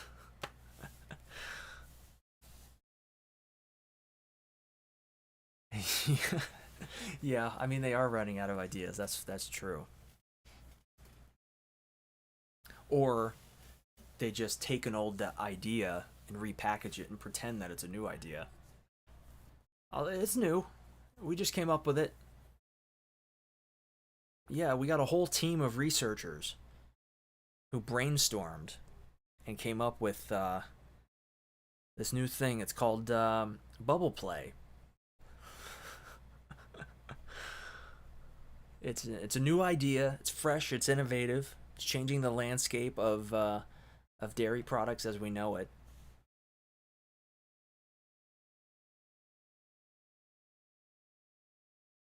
I honestly, if I bet money, I would bet money that Blockbuster will actually make a comeback at some point. Not just because I'm a lifelong hardcore fan of it. Even if it's not Blockbuster itself, I actually do think that we're at some point we're gonna slowly start to see modern, like, new video stores. I just saw a thing the other day. There's like a vintage retro style video store, I think in New York City, that is like taken off in the last year or so. Like they're getting crazy business, and they sell you can rent VHS, old VHS, DVDs, old games, old everything. I forget what it was called, but it was a mainstream news outlet doing a story on this, how this place has had like a huge influx of business from young people, not even like old fogies, like from young people.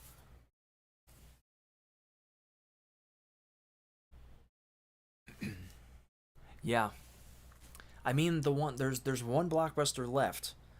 It's literally called the last Blockbuster. It's independently owned, but they rent it out. You can rent it out as as an Airbnb. They have like a thing at the back of the store with like a TV and with like vending machines and like spinners with old school snacks on them, and a couch and beanbag chairs and stuff, a pool table, and you can rent out the store for the night. They will give you the keys to the store, and you and your friends can book a night and spend it in Blockbuster. That would be like a dream situation. I'd give anything for that. And you can watch movies and eat snacks all night long inside Blockbuster. What more could you ask for? But honestly, I think that at some point it's like the pendulum. You know, the pendulum is going to swing in the other direction eventually, where streaming is going to get so out of control and that people are going to get so fed up with it, they're just going to be desperate for the polar opposite of digital and the polar opposite of streaming. I think it's going to happen with video games. I mean, we're already starting to see the bubble burst with video games, with digital gaming. I mean, most people would say that digital gaming has not even really even come close to its peak yet. Like it hasn't even fully taken over. But I would say we're at a period right now where the companies really should be careful about how much they try to force down people's throats, because I really do think that, you know, people are slowly starting to get tired of the price gouging, you know, like just having to pay more and more and more and more and not getting anything, no bang for their buck. They're not getting anything in return. Like I don't see a future where people are going to be satisfied buying a plastic box with a piece of paper inside, and that's it. I don't think that's gonna. I don't think it's feasible,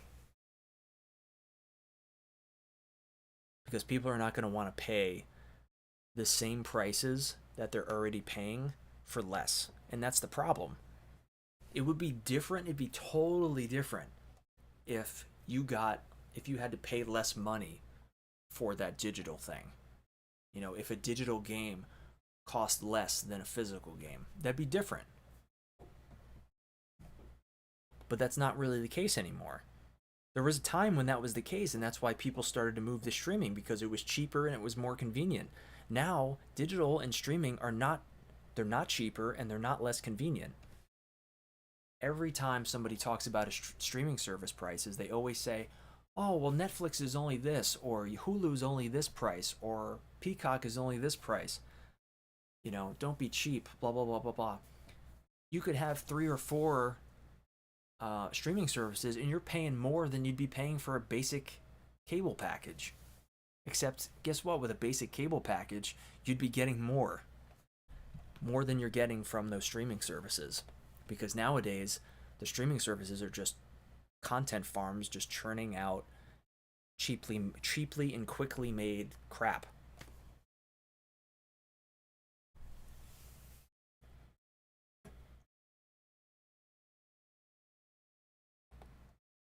But yeah, I would love it if they put like a small theater. That's another thing too. Speaking of theaters, um, drive-in theaters are something that have slowly started to. There's slowly been a demand for. There aren't many left, but the ones that there are have been doing really good business the past several years. There's one, I don't know if it's in New Jersey. I think there's one in New Jersey. Um, the one I'd really love to go to is Mahoning Drive-In, which I think might be slightly in Pennsylvania. I've heard that's an amazing drive-in theater. Because there are people who still want that theater, that type of old school theater experience.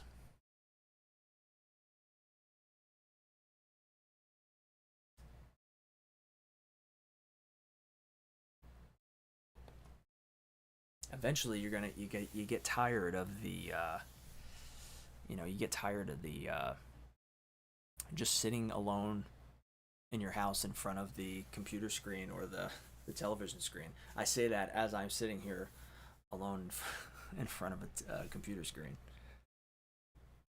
But actually, I'm not alone, am I?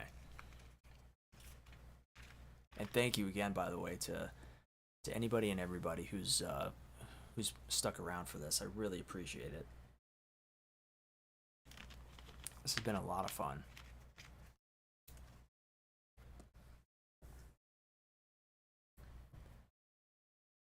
And I really, really, sincerely, genuinely appreciate the support. The support has always meant a lot to me. Um, but as you know, now more than ever, it's meant a lot. Anybody who's even watched one video or even part of a video, I'm still grateful for you. If any of my content has ever made any kind of if it's made your day just a slight bit better, if it's gotten even just a little smile out of you, that makes it all worth it.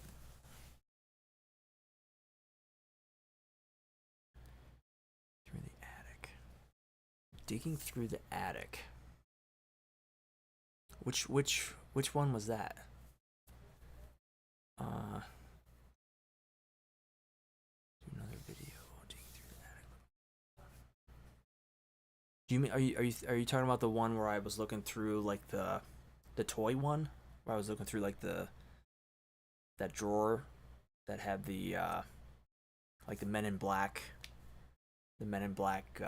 neuralizer and everything. The Men in Black neuralizer. Oh yeah, yeah, yeah. I think that's that one.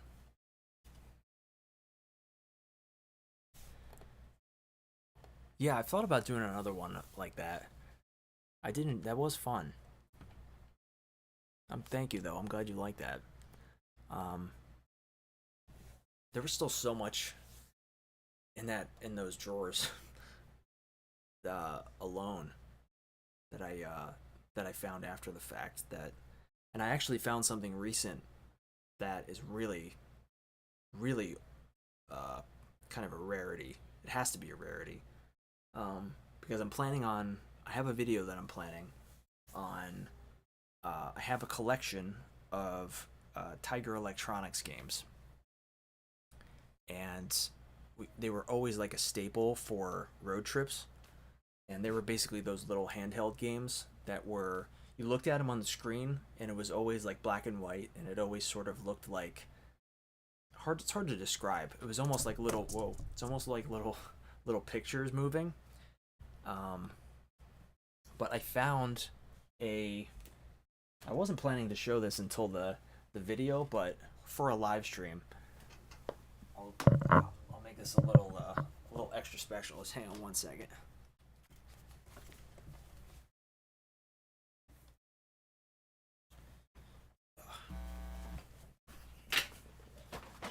All right, so I found this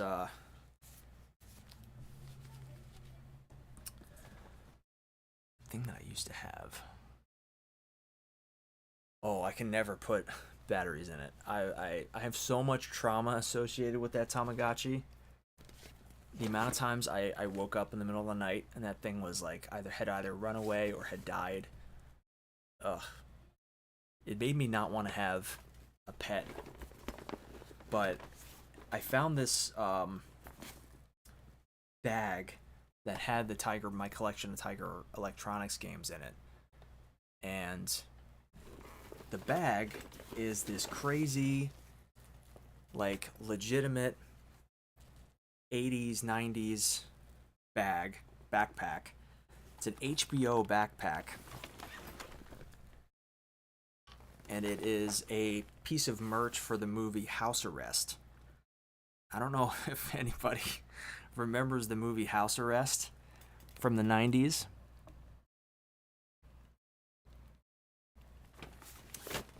It was with Jamie Lee Curtis, and there was I mean, it's been in a cabinet in the basement for basically for probably the last 20 years. I mean, as long as I can remember. But inside, I have my whole collection of kind of travel games. Of travel, like games like this. Like this is Batman Returns, Tiger Electronics game. I honestly don't even remember. I don't know if this will even have batteries. Oh. Now, unfortunately, the front of the screen doesn't light up, but I think this is technically working. I can't. How's that? Oh my god. Yeah, it's actually working. I don't think you'll be able to see on here, but it sort of like does this weird.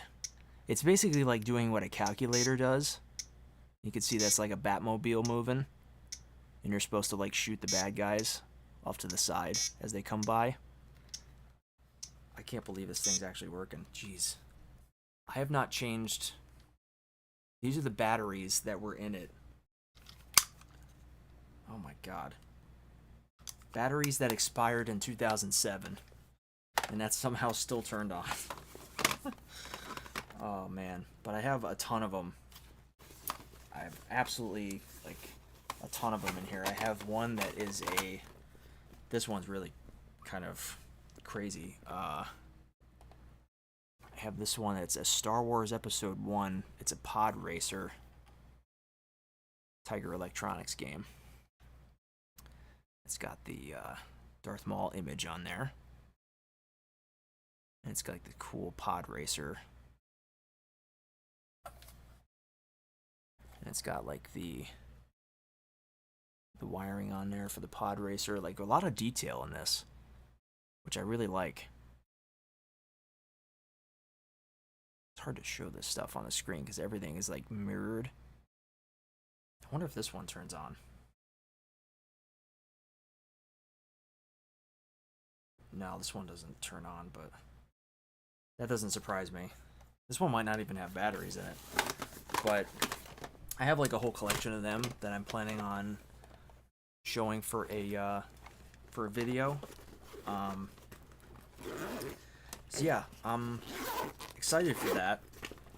But I couldn't believe when I realized what this bag was, though, that it had this like weird house arrest thing on it. That I remember the movie very much, but I absolutely don't remember anything else about it. And it's like so 90s because it's just this neon blue, pink, purple, and highlighter yellow / green. Crazy. It's literally been just kind of sitting for years.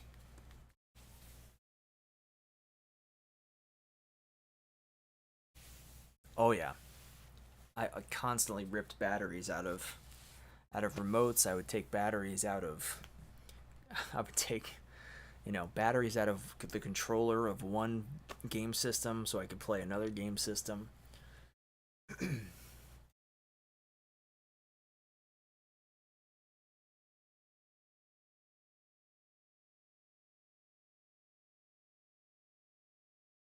Oh yeah, and I would always try to And I wasn't sly. You know, my I guess I should say Sky. My parents always figured it out when I tried to swap out batteries. I'd put old batteries into the TV remote and take the new batteries from the TV remote and put them in to the game. They would figure it out.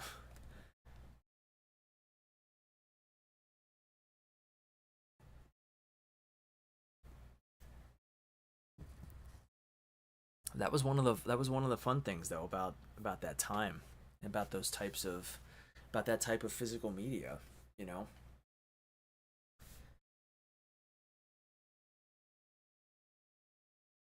Oh yes, Sky Cooper comes Sky Cooper comes full circle indeed.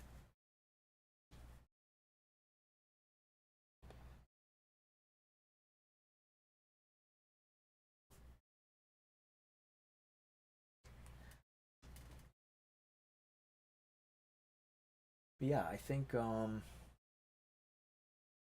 there's a lot of stuff like that though that I have to look into that I really want to kind of show off for future videos.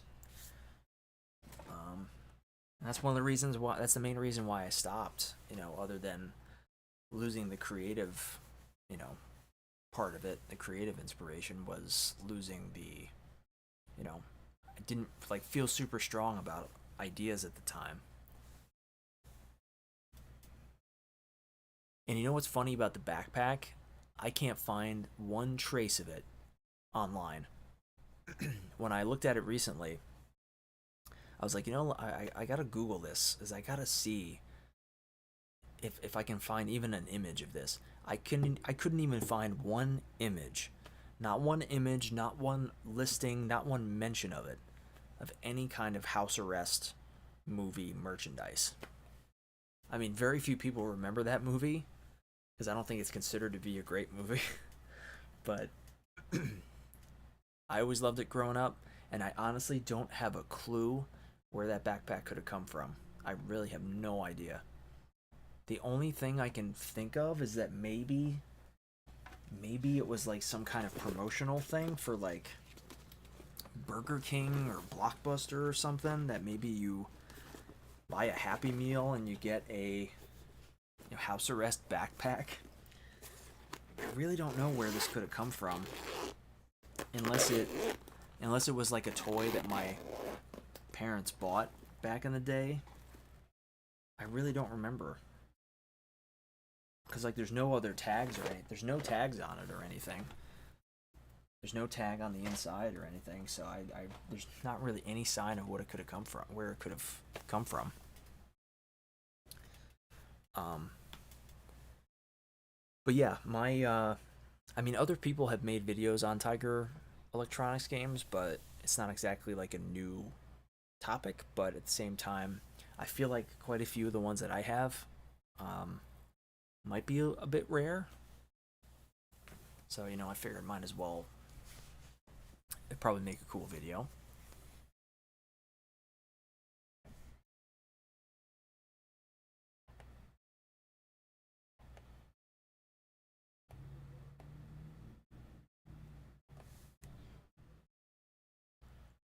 And thank you again to everybody who's been sticking around for this.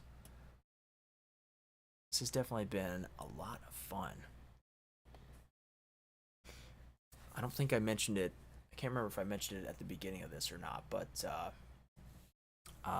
thinking about trying to make this like more of a regular thing, streaming. I've been thinking, you know, if these streams go well, then I was thinking maybe like a weekly thing, do like once a stream a week or something like that. Maybe like a, because my day job schedule is kind of always changing,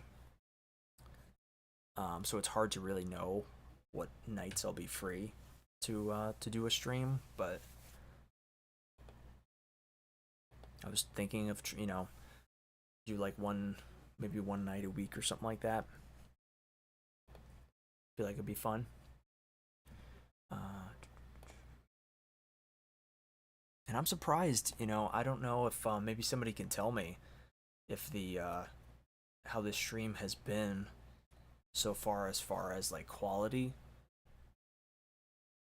Like, is the quality still good? Like, is there like a huge lag, or is there a huge delay, or like is it out of sync seemingly? Because I know I still have picture on my end and everything, but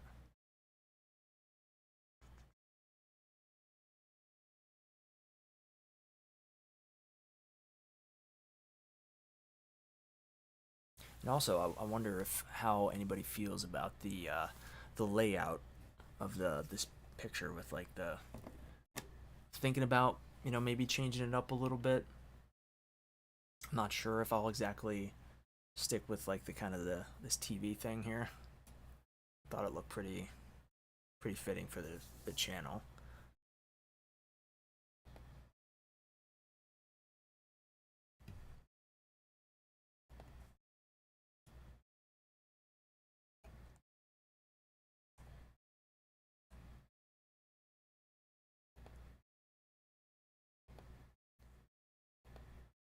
But yeah, so like I mentioned at the beginning of this stream, the biggest reason I wanted to do a stream tonight was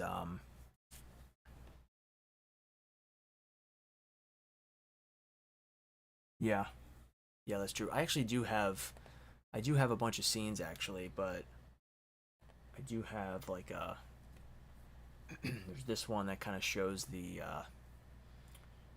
shows off the thumbnail and like the announcement for the next video. Which, by the way, my next video is coming next Friday, July 17th. It's going to be the third Goosebumps Rip-Offs video. Since those first two were, without a doubt the most successful that I've done on this channel. And they've gotten so many comments that it's always been like hard to keep up with, which is amazing.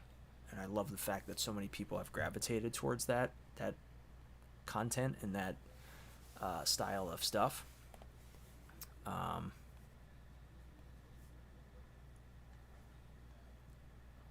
So yeah, that I am very excited for. That's next Friday. It's probably gonna drop. I think it's gonna drop at like 10 a.m. I think, so it'll be pretty early on Friday. It'll be posted. Um, it was something that was a decent while in the making because I tried to do a lot of research to kind of get to try and find as many Goosebumps rip-offs as I could, because there are quite a lot out there, but I have covered a lot at the same time.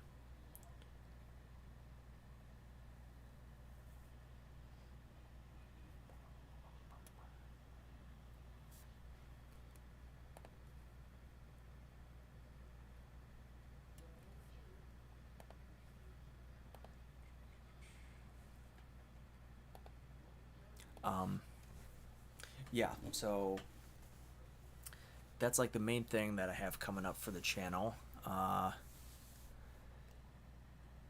do have a bunch of other stuff planned for the next several months because it's July now, so that means we're right around the corner from Halloween season, which is like, that's my favorite time of year. It doesn't get any better than Halloween season for me, and I always try to do a lot of spooky content, even though I've been doing a lot of spooky content for the channel. Most recent thing I did was if people haven't seen it yet, the Unsolved Mysteries video, where I did a little bit of a deep dive into the legacy of Unsolved Mysteries, plus the vinyl for the soundtrack that I have for Unsolved Mysteries, which is amazing. I've really started to fall in love with vinyl over the last couple years, and the first two vinyl I ever bought were the Unsolved Mysteries soundtrack on vinyl. That was before I even had a record player. Unsolved Mysteries vinyl and the Goosebumps soundtrack on vinyl. And now I have a pretty relatively large collection of vinyl now, both old stuff and new stuff.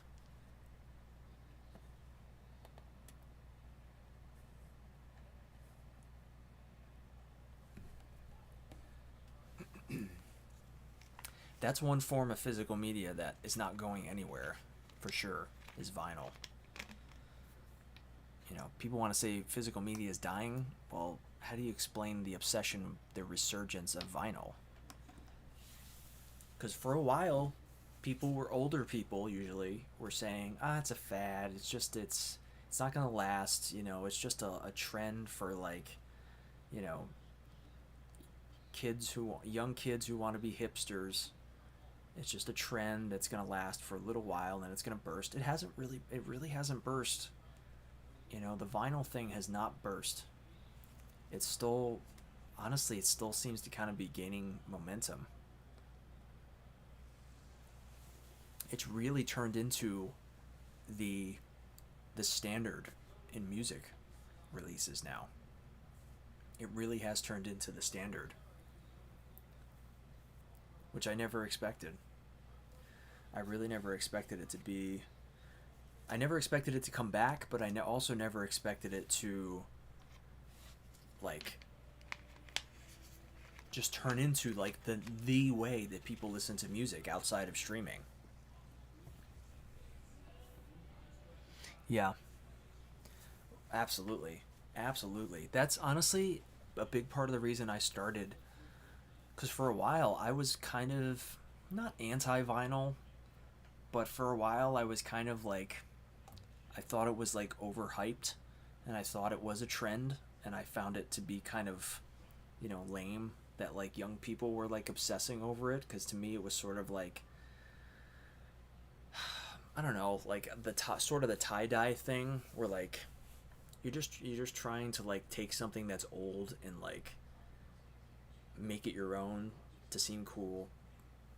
But I've really turned on the corner on that, and I really do love vinyl. Um, and a big part of it, like you said, Bobcat, is the artwork, the vinyl, uh, the the sleeves are just amazing. The sleeves, what's it called? The gatefold, the gatefold covers are just, they're really amazing. Speaking of which, I'll show a couple actually that I have here that have just absolutely gorgeous artwork.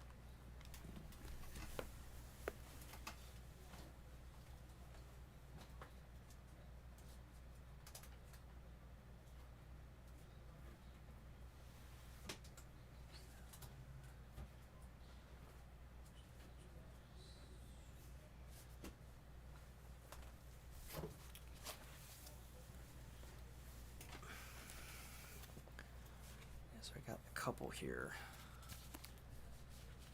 So yeah, I mean, for anybody who's already watched the Unsolved Mysteries, here's a little bit more of a little bit more of a close up on that one.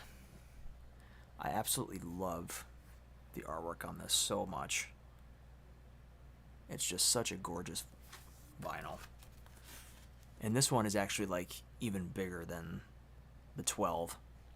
Like this doesn't even fit in like the regular protective sleeves. And it's just got this amazing artwork on the inside too.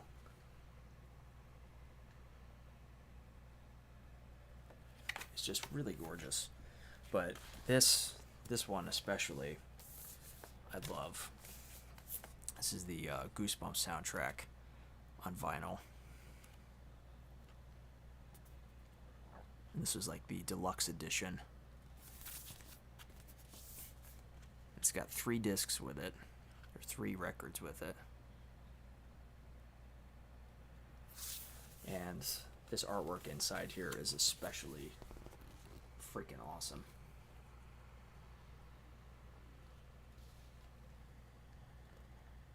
Just absolutely gorgeous artwork in here.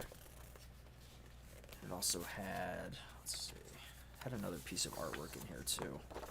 It was like sort of this comic book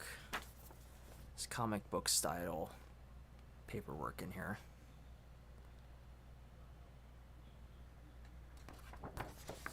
Ooh.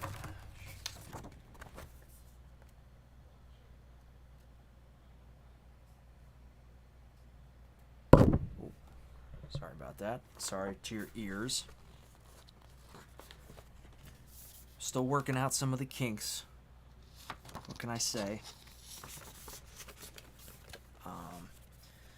Yeah, and the records themselves on this one are absolutely gorgeous. It's got like a jack-o'-lantern on the one side and then another mud monster on the other. This one has sort of like a green and orange swirl vinyl color.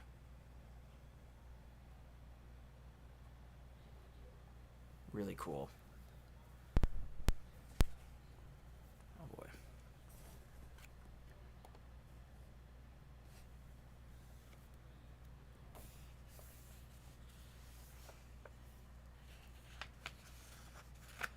Oh yeah, the Pogs.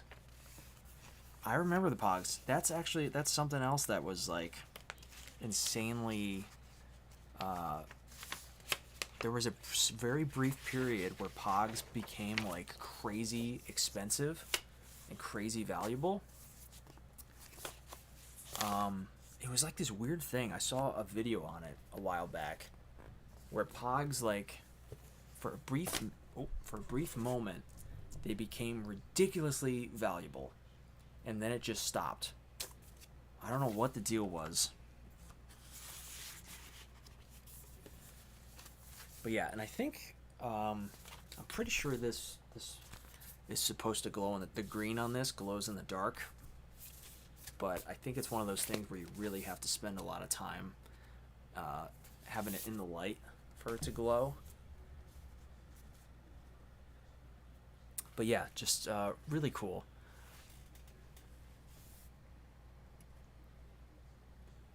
Yeah, the Pogs. I actually still have somewhere. I still have a collection of Pogs. But I actually had. I did have. There's a Pogs board game, a Goosebumps Pogs board game. I forget what it's called. I was planning on at some point doing another rare nostalgic board games video, because I did one once before where I showed off a lot of the old school board games I have that not a lot of people talk about. And one I was going to talk about in a future video was like this Goosebumps Pogs game that I've never really heard anybody talk about before. But it's literally just a board game where you can use the Pogs, and it came with like a sheet of Pogs that you would just pop out. And we still have it. We never played the game, to my knowledge. Never played it. So it's like in practically brand new condition. That's another thing, that there's certain board games, like really vintage board games I would love to have that I've seen videos of them before, but I've never actually had the chance to play them. Like there was one in particular, I forget what it was called. It was what was it? It was like a volcano board game. And it was all, the board was like this hand painted 3D thing. It was like mountainous terrain with a big volcano in the center, and it was all hand painted. And it was basically, there was like a monster or something inside this volcano, and you would go along, you'd play with like multiple people, and you'd go along the board, and you try to make it to the other end of the mountain. And at certain points, if you landed on certain spaces, the volcano monster would release these red lava balls that would roll around the board, and they could roll down and knock your player off the board. If you were in a certain spot, it was basically luck. The balls would get shot out, and you didn't know where they were gonna go. But the game looked really fun, but it's super rare. and it's very expensive, especially complete, because almost every single version that you can buy doesn't have all the pieces because of the little, specifically because of the little red balls, the lava balls. Most people who played it back then lost those pieces. But I saw one at at a retro game store a couple years ago. Duke, you probably, if you're still there, you probably remember this. In this retro game store, way up on the top shelf, it was there, and I forget how much it was. It was like $300, I think, something like that, and it was fully all the pieces, which I couldn't believe. And I thought about it. I thought about it. I couldn't justify it though, because it's a big board game. I could not justify making that purchase because I would have had nowhere to put it, and there's not a chance in hell that anybody would have. I would have never gotten anybody to play that with me. But that's something. That's definitely a board game that I would love to track down and get a copy of that, because there's so many fun like one-off board games from the 80s and the 90s that look just like so much fun.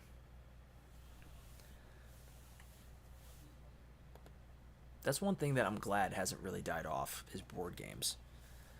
And I think COVID impacted that a lot. Like once everybody was trapped in their houses for a long period of time, and people got sick to death of streaming after a certain amount of time, and they started to go back to books, and they started to go back to, old school video games and things that comforted them. And board games was one of them. Like there was a huge surge in board game sales in like 2020, 2021. It's dropped off a lot since then, obviously, but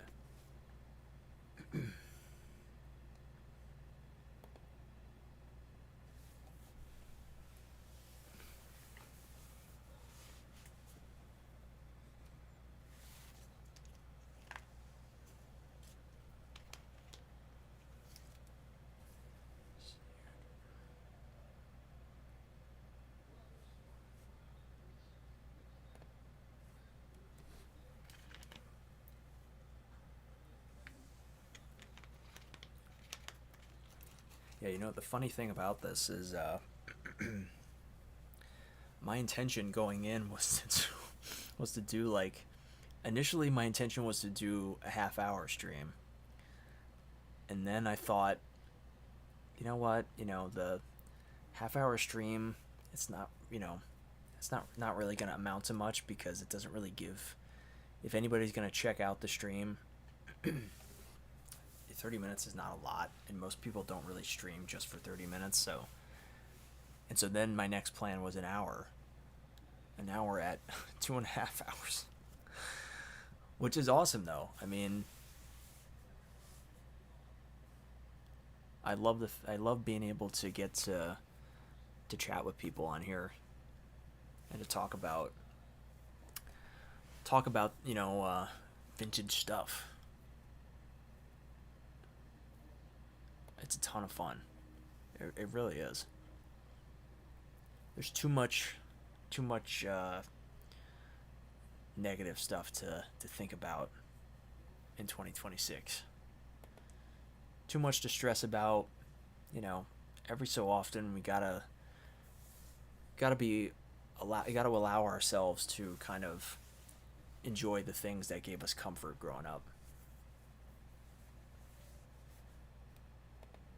A lot of that stuff hasn't really gone away that much,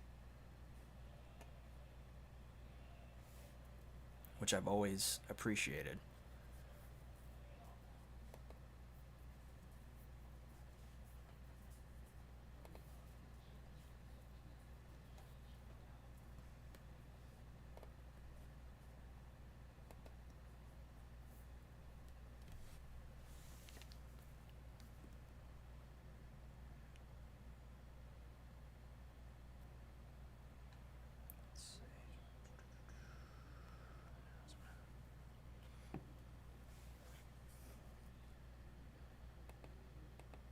I've also been trying to try to enjoy the summer more.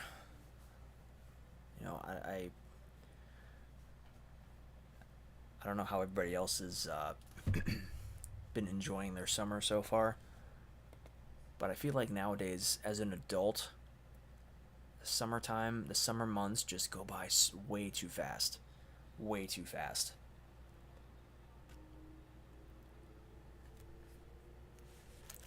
Like, it gets to a point where it's like, what, you know, am I really doing what I should be as far as like slowing down and trying to enjoy myself during the summer months? Because like once you're no longer in school and you don't have summer vacation anymore, you just kind of perpetually work, your regular job. Uh, it's like the summer months of like June, July, and August just become like any other month, except it's just really hot.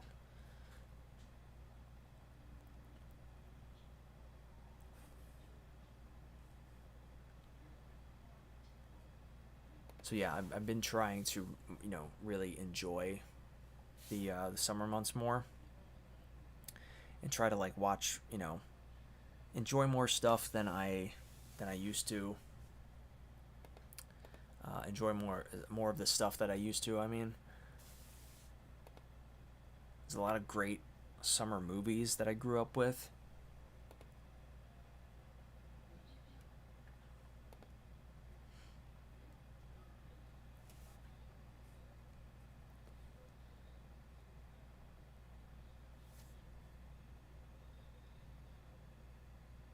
Um, yeah, lawn darts. It's been a long time since I've played lawn darts.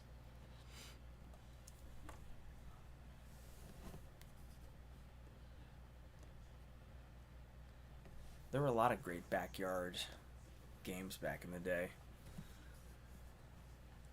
If it wasn't lawn darts, it was you know horseshoes, tossing around the horseshoes, or basketball in the driveway, or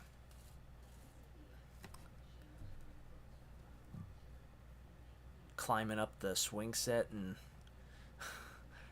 doing wrestling moves off the top of it.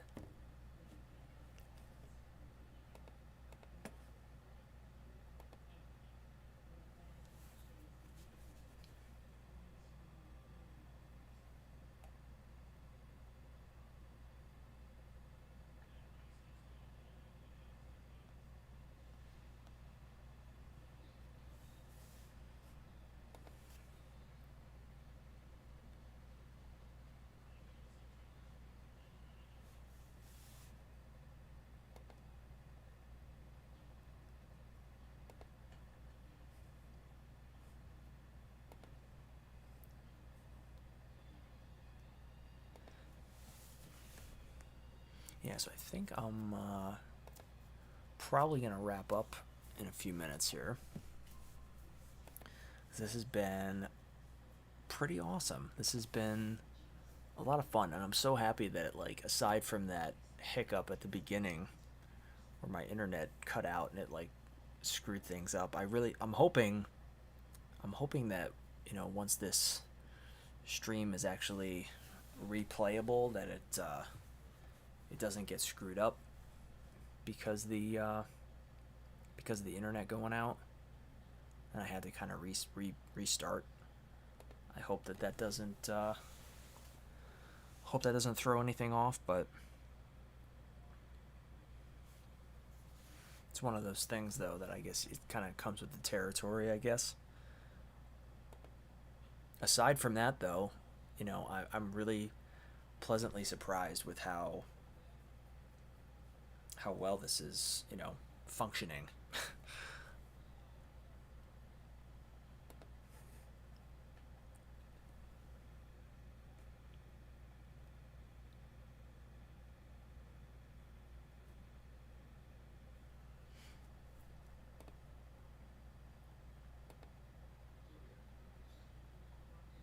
And again, I very much appreciate everybody who's stopped by to say hello, everybody's who's been sticking around with me since the beginning of this.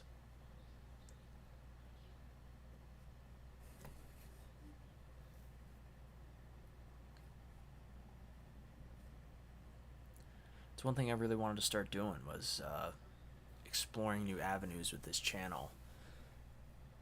I knew that I wanted to start doing videos again, but ideally, I almost feel like I would like these, uh, you know, videos.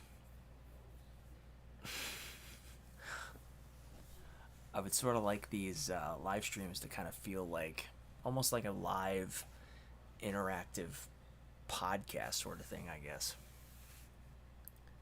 where we're just kind of chit chatting about, you know,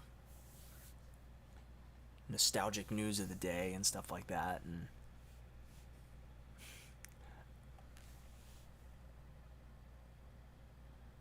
I'm assuming you're referencing Miss Roseanne. If you're not, I don't know why. If you're not referencing Roseanne, that's what I automatically think of. Is her national anthem or whatever it was. Oh yeah, yeah, yeah. Oh, that's right. Yes.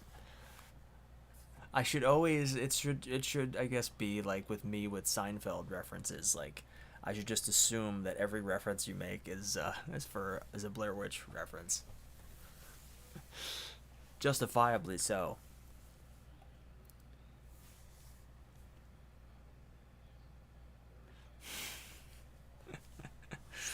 Oh man. You want to make movies, Heather? I thought you wanted to be a star.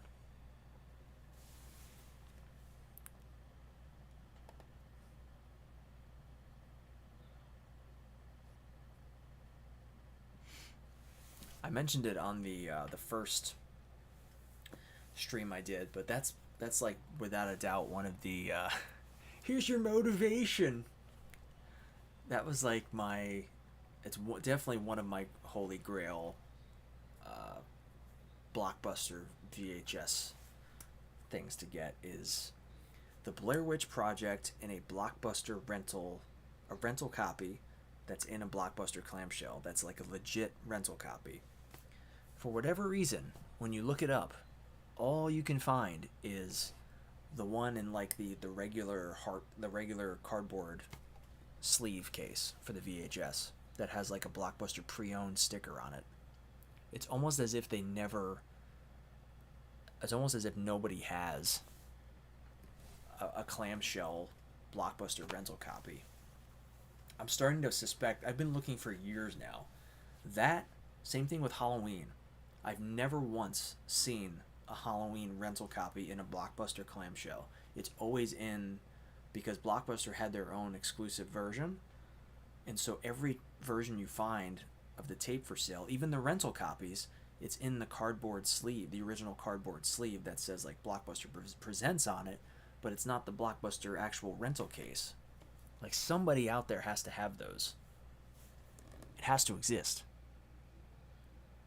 Yeah, I know. That's the thing is it would probably cost so much money, but that's one of the few things that I would actually spend quite a bit of money on.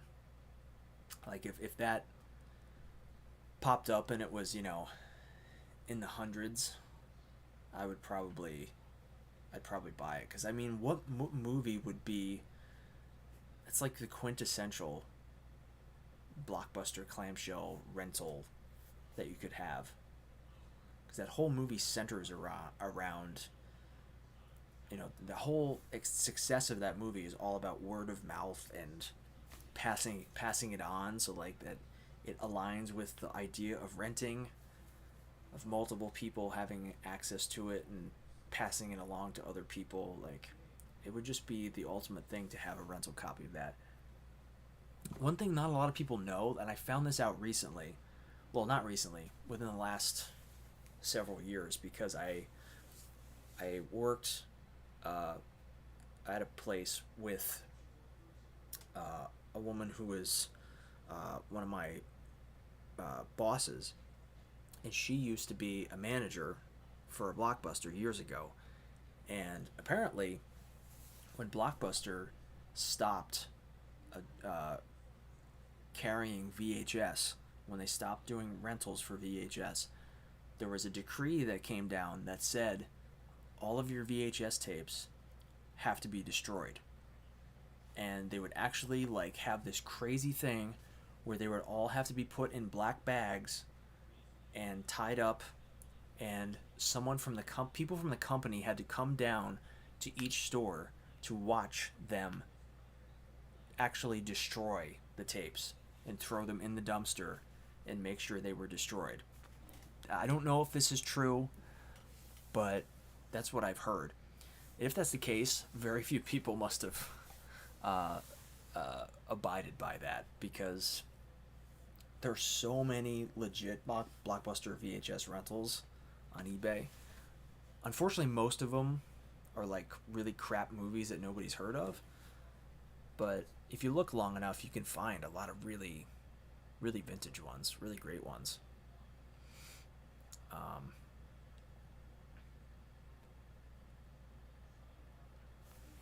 Like Star Wars, the original Star Wars trilogy is a big one. I think I remember seeing like a Star Wars, the first film in the original trilogy, a Blockbuster rental copy that was for like $500. It was going for on eBay.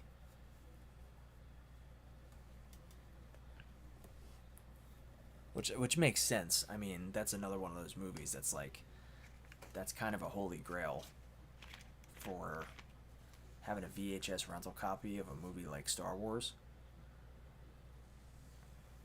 The first official release of it.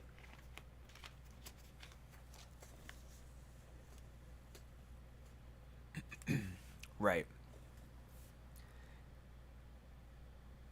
Yeah, it really is the essential.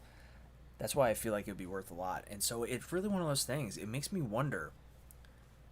I really do wonder if there is somebody out there in this world who actually has the Blair Witch Project in a Blockbuster clamshell. That they have it and they're never going to let it go because they know how valuable it is. I can't help but wonder if there's somebody out there. Otherwise, why have we never seen it? Why have it's never popped up? Because I have multiple saved searches where I get emails every time there's a new Blockbuster clamshell. Every time there's a new Blockbuster horror VHS clamshell thing, I have specific search terms that are saved, and I get emails every time new listings pop up. So I check pretty much every day. I get new emails. Every so often there's ones that I never expect, like the Sixth Sense. That's one that I never expected, especially having that new release thing on there, that 2-day release thing. That's one that like I feel like the person who sold it didn't realize that they could probably sell it for a lot more. Salem's Lot I got there. That one's from the 70s. That one probably could have gone for more. Because it's one of those things, once I bought the ones I had, the ones that I got, I haven't seen listings for those movies since. I haven't seen like different copies for sale.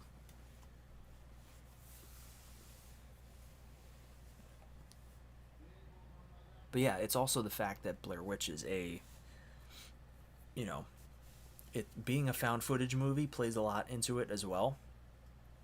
You know what another one would probably be worth a lot of money is The Ring. Considering how much VHS plays a role in that movie, I feel like a VHS copy of The Ring.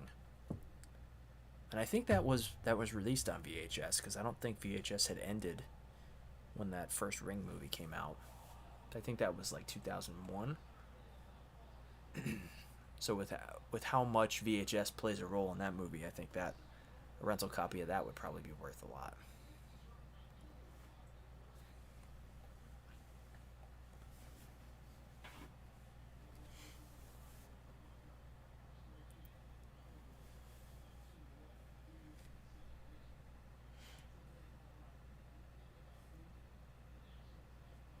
There's probably other movies that I'm thinking of that would probably be really valuable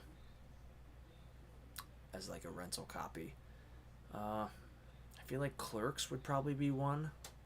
A Blockbuster VHS of that would probably be worth something. Even not even just Blockbuster. I mean, you can find Hollywood Video rental copies. You can find Family Video rental copies of VHS stuff there on eBay. I've thought about getting certain ones for that too, because there's some that are in really good condition.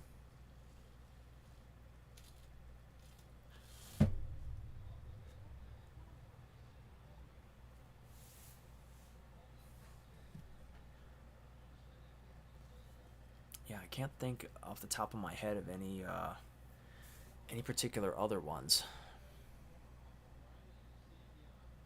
Hmm.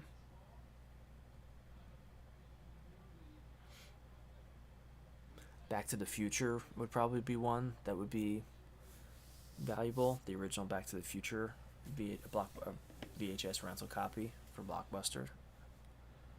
Uh, I mean, my personal other holy grail, I have three that I mentioned in that last live stream. There's Blair Witch, there's Halloween, and the Haunted Mask. The Haunted Mask, the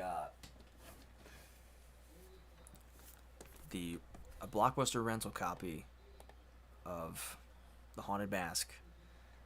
That's my number one holy grail, without a doubt.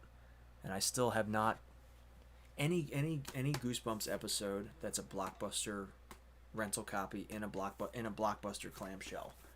Any Goosebumps episode or any Goosebumps release for that is like a monumental holy grail for me, because I rented those so much, probably more than anything else. I rented those different tapes. The Haunted Mask, though, that's the number one. That.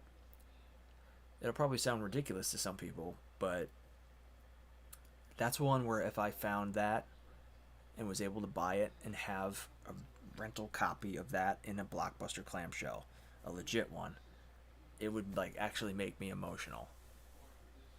That's how special that would be to have for me.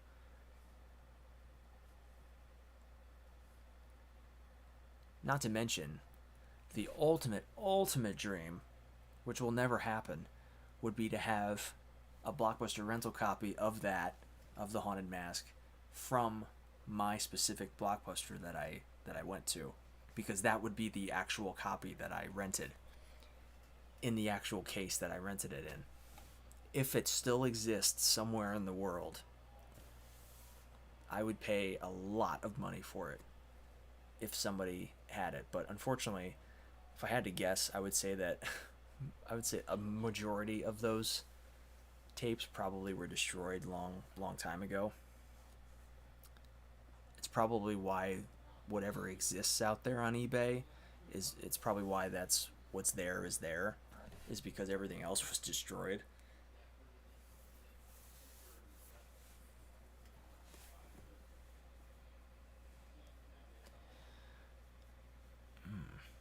If you could own any screen used film prop from any movie, what would it be and why? Hmm. Screen used film prop. Uh, to be honest, it would probably be the original. If I had my pick of any film prop from any movie, screen used, that I could own, it would probably have to be the original Michael Myers mask from the original Halloween. Even though it's like not in good condition, it's like really decaying now. Um, Somebody does have it. I forget who has it. I'm not sure if it's Nick Castle who has it. John Carpenter might have it. I'm not sure, but that's something I would love to have. And I know recently, the speaking of the Haunted Mask, the screen used Haunted Mask sold at auction recently for a lot of money. For like, I think like, I know it was at least several $1,000s it sold for. Uh, and the actress who played Carly Beth in The Haunted Mask, like she finally came out of not retirement, but she's never really been in the public eye, and she recently came and started doing podcasts and started doing public appearances, and she did like they did like a video of her seeing the screen used prop for the first time, and like the first time since she was a kid, and it's really really cool. And somebody, a fan bought is the one who bought the mask and is trying to have and had it restored and everything, because that also was starting to decay. That's the downside, is that there are a lot of props that, especially anything that's like a mask or a piece of a costume, really has to be preserved carefully, and really has to be looked after, because it's just going to degrade and break down. Like Jack Pierce is not probably the most iconic special effects artist ever. Um, you know, every single modern special effects artist owes their career to his influence. And for anybody who doesn't know, Jack Pierce is the one who designed and did the makeup for the Universal monsters.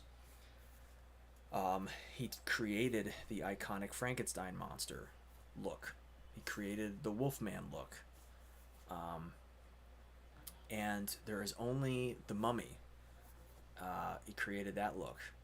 There's only one of his masks that are still surviving, and I think it's the Mummy. It's not the original Mummy. I think it's one of the Hammer films, one of the Hammer Mummy masks that I think Lon Chaney wore. I think it was Lon Chaney Jr. that wore it.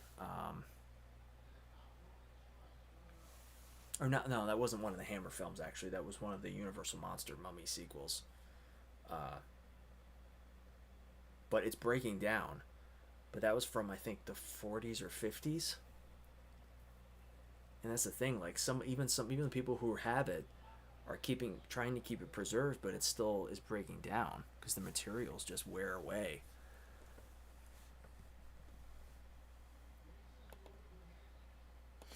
It goes back to what I was saying before, that the stuff just really has to be preserved, you know.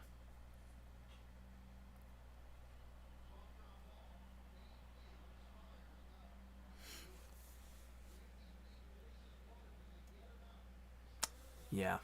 Yeah, all the Henson stuff is like is definitely decayed. Yeah, it sucks.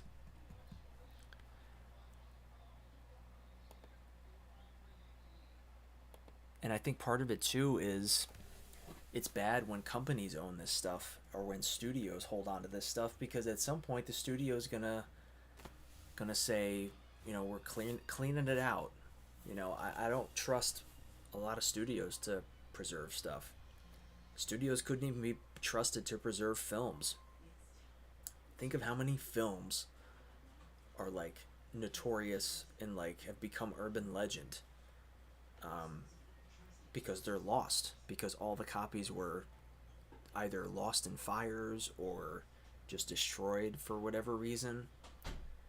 Probably the most sought after lost film is London After Midnight with Lon Chaney. Um, and it's a weird thing, because if you look up London After Midnight, and you see that image of that creature, that vampire creature that was going to be in that movie, that Lon Chaney's crazy makeup.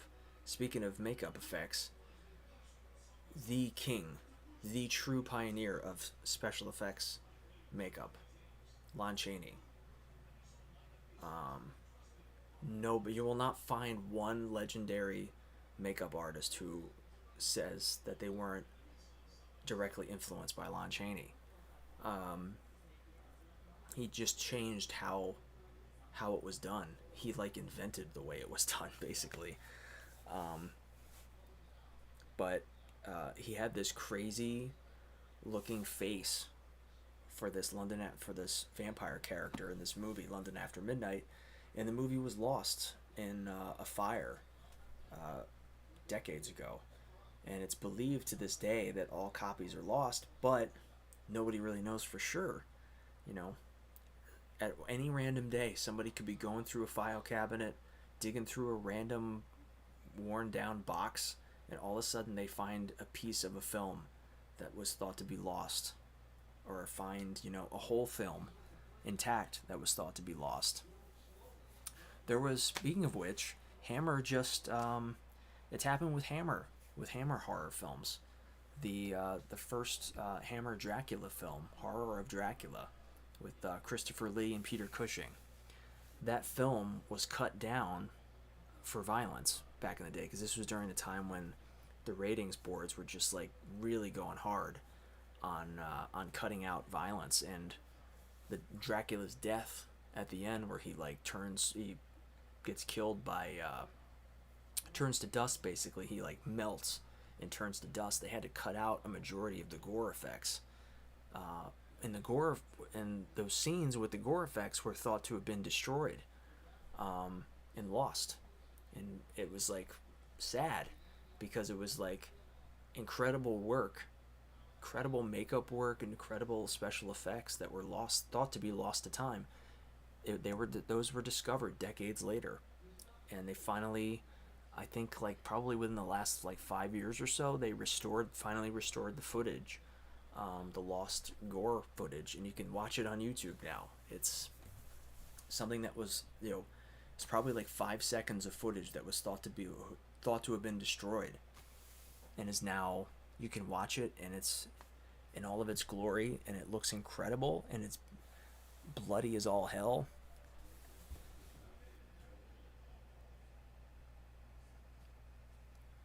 And I love that.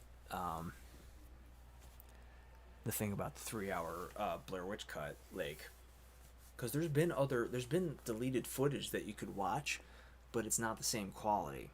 It's so that's why I'm hopeful about watching that cut of the film, because I think it would be cool if, like, my hope is that most of that extra footage blends in pretty well with the original film footage. Uh, because there's times when you watch like a director's cut or producer's cut that's not official, that just kind of has the deleted stuff thrown in. It's clear the deleted stuff is like really lesser quality, and because it wasn't, they weren't intending to use a lot of it in certain movies. But I love the fact that somebody spent so much time trying to craft the ultimate version of this movie. The fact that there's enough footage to make a 3 hour cut is amazing. One second here.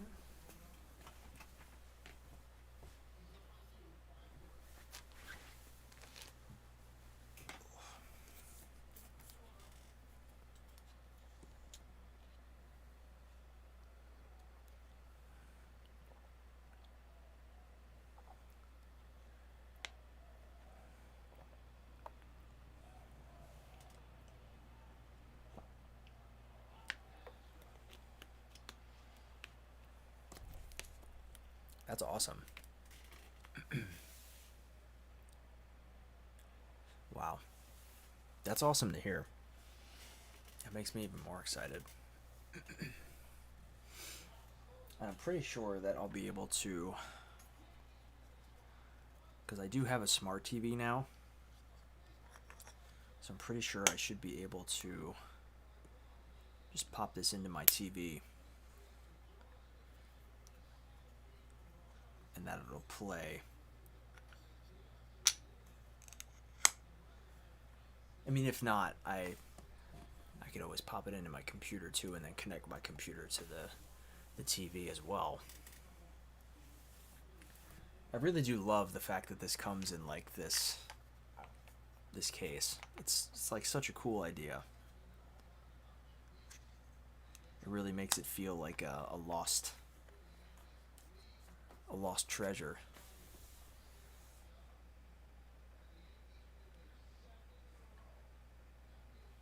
Yeah.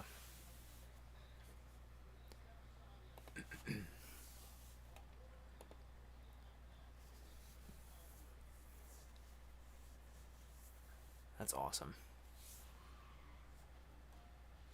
Yeah, no, I absolutely love this. It's just so cool to be able to like to have stuff like that because it's one of those things you never. I'm sure you never would have thought about it 20 years ago. You never would have thought that in 2026 you'd be able to hold a 3-hour version of the Blair Witch Project on a USB inside of a collectible wooden box. I mean, you never would have been able to guess that in a billion years. That's where technology would be, and that like that's where creativity would be. It's just it's very cool.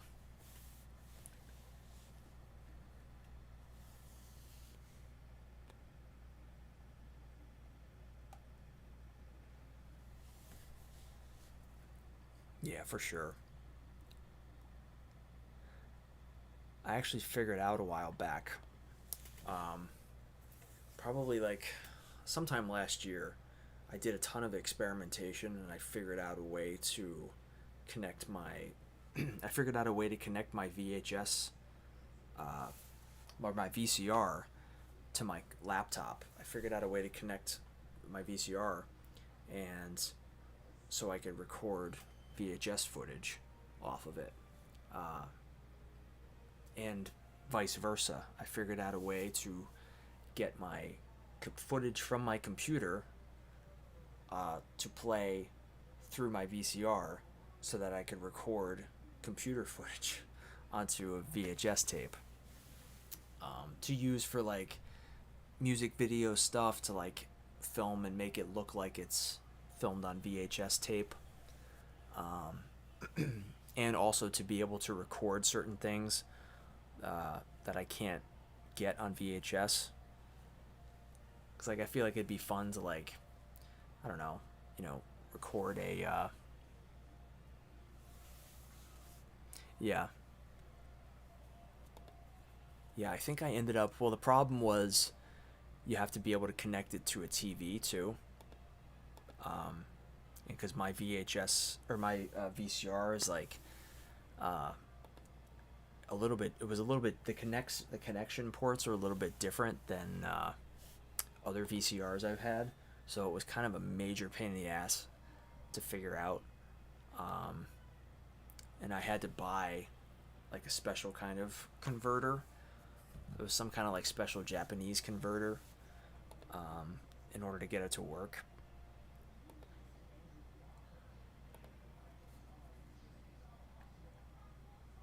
But yeah, it was pretty cool though. Once I like was able to pull it up on my computer and like it's just something I never would have fathomed in a million years.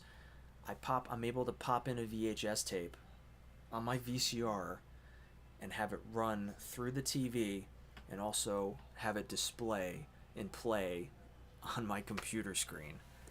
Like it's just so bizarre where I could like basically capture stuff from my own VHS tapes because we see all the time on YouTube and stuff commercials and movie trailers and stuff that are ripped from a VHS tape, and I always wonder how people manage to pull that off.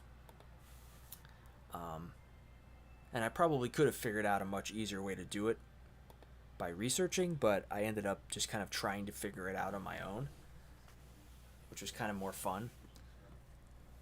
And I was so happy when I managed to figure it to figure it out. So that any like home movies or anything like that, or anything that I wanted to rip off of a VHS tape, I could have the ability to do it.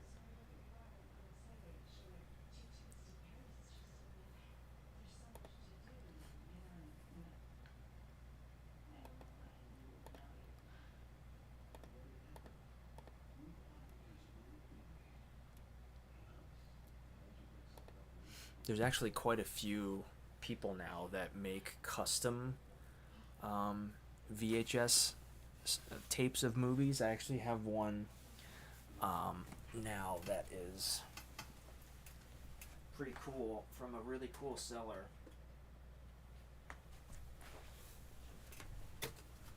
I got this a while back. It's for any 90s TV lovers. This is Boy Meets World it's Halloween special, but it's all of the Halloween episodes of Boy Meets World on this custom VHS tape.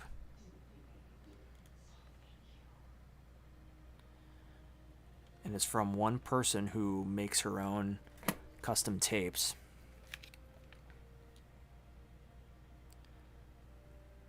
And she makes like tons of different things.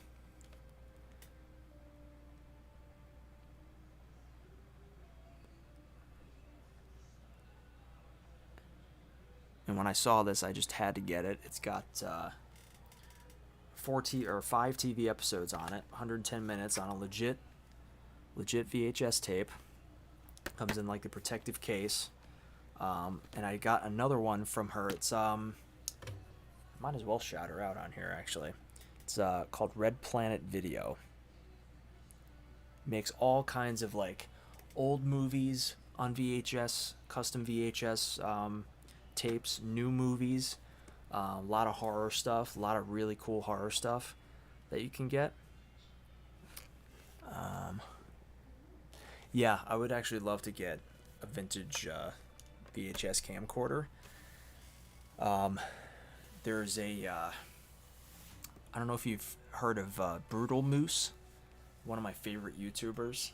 I absolutely love his content. He's constantly filming stuff through like VHS. Like so many of his videos, and they look so gorgeous. And I would love so bad. He even streams. He live streams with the footage looking like run through like VHS. Like it looks so good. He's so brilliant when it comes to that old school tech.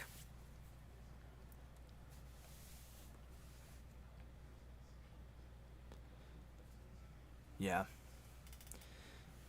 Yeah, I think those D cells, they're like those are like the bricks. I remember my dad always had a VHS camcorder back in the day. I remember the battery on that thing was like a monstrosity. It was the size of a VHS tape basically.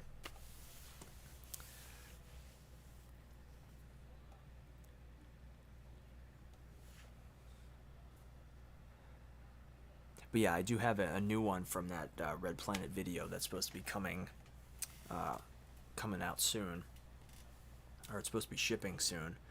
It's really cool. It's an Unsolved Mysteries one. It is basically, there was a Halloween special for Unsolved Mysteries back in the day that was like all ghost stories, and it's like a special custom edition of that on VHS. And obviously there was never a real physical release for it, so it's just something that was ripped off of TV and put onto VHS.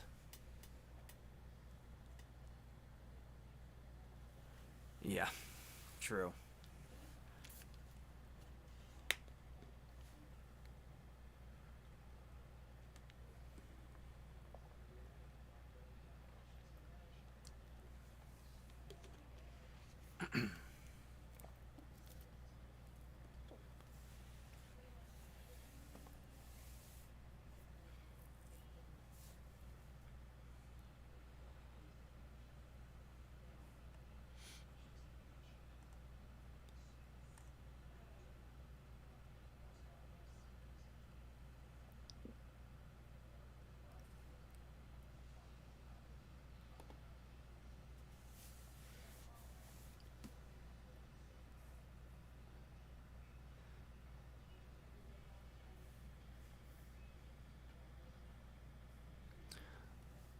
So that YouTuber I was talking about is Brutal Moose.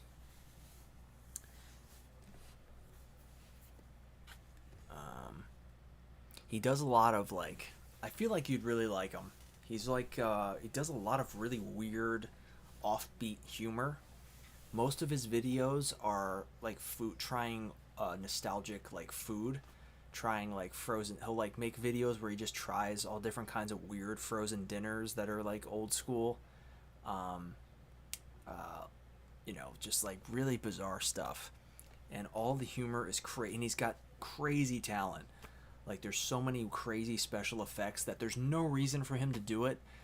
that he probably spent hours on one little thing just for a little wacky moment, but it's just so fun.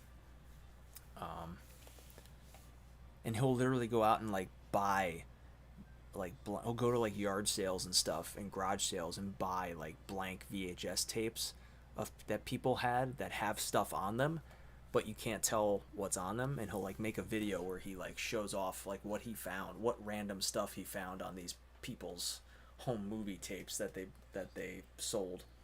There'll be like weird commercials or like weird TV specials that you know nobody's ever heard or seen before that got taped because someone just put a tape in and started recording for hours at a time one night.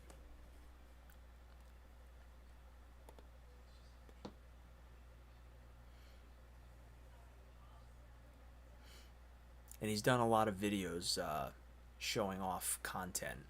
Well, not showing off content, like showing off like retro recording gear. Like he has like a pretty big collection of like camcorders and stuff.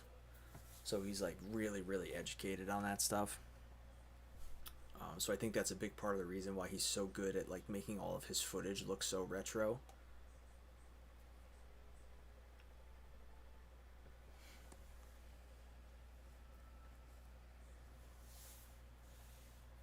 Yeah, it's really cool. He's one of those YouTubers that like doesn't make videos very often, like long form content, probably because they take so much.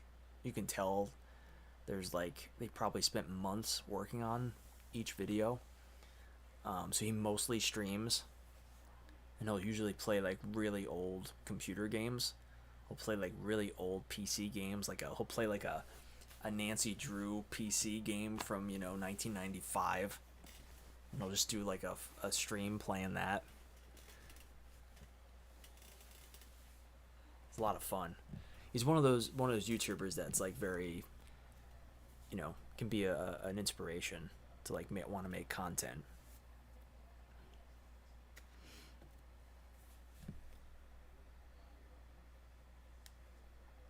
And yeah, I've thought about that before too, like because there's so many people like when you go to not a yard sale or a flea market and you see like people sell anytime you see people selling VHS tapes that are not like official movies, they're like just seemingly blank VHS tapes, but they probably have stuff on them.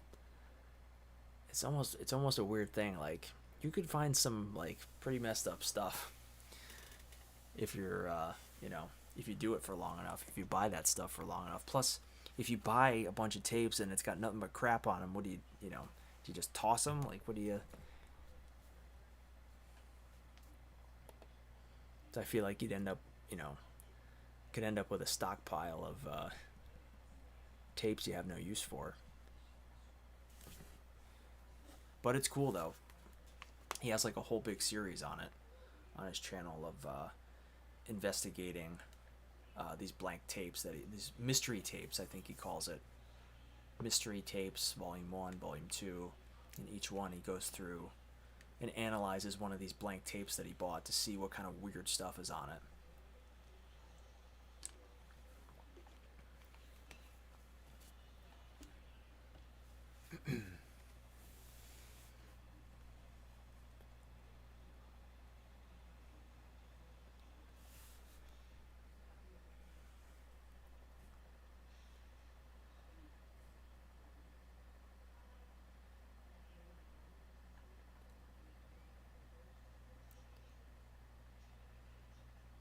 So this has been a ton of fun. Um, Thinking I'm probably going to call it for this stream since I had initially planned on an hour and this has managed to go 3 hours, over 3 hours, which is amazing. Um, this has been a ton of fun, and I'm really really grateful to everybody who's checked out the stream tonight and had great conversation with me. That's what this is all about, and I'm really hoping to do this more often for the future. Um, yeah, that's the thing is like I've kind of thought about doing something sort of like having this be sort of like almost like an interactive podcast. Um, but I have thought about like doing like a legit podcast before. Um,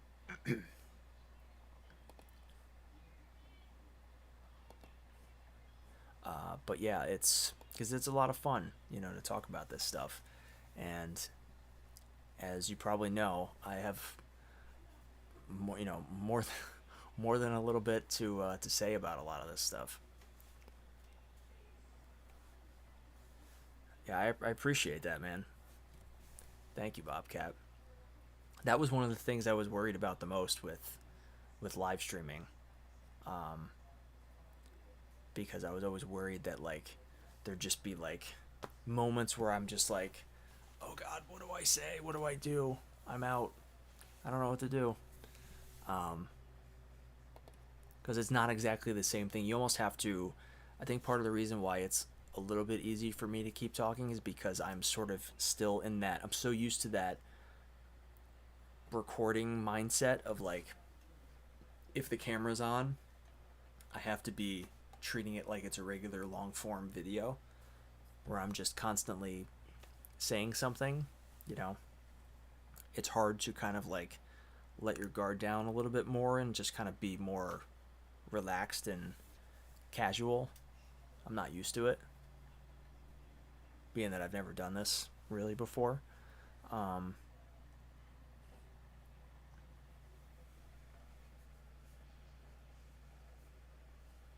yeah, yeah. Well, that's the thing. I would probably, because I think that happened in the first stream, where I think a lot of it there was not uh, anybody there, but that's why I try to plan certain things to talk about. And so if it is a dead chat and if there's nobody there, nobody watching, then I'm still, you know, talking about something. That way, if people watch it later on, you know, there's some type of value in it.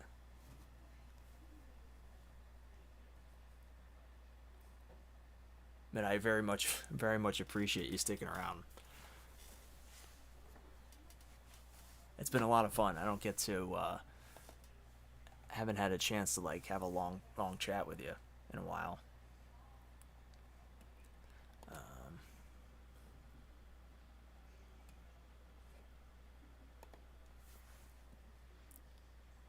but yeah, so with that, I think I will probably call it here. Um, Once again, for anybody who hasn't heard, July 17th, that's next Friday. This is now it's technically Saturday the 11th, but next Friday, 17th, new Goosebumps Rip-Offs videos coming. Um, Very excited about that. Uh, Thank you again to everybody in the chat who's been here tonight. Bobcat, you're the man. Thank you so much for the support. I really seriously appreciate it. Duke, really appreciate it. Simply Stimpy, really appreciate you stopping by. Thank you so much, man. Um, let's see. Who else? There was somebody. What's somebody else I saw in here?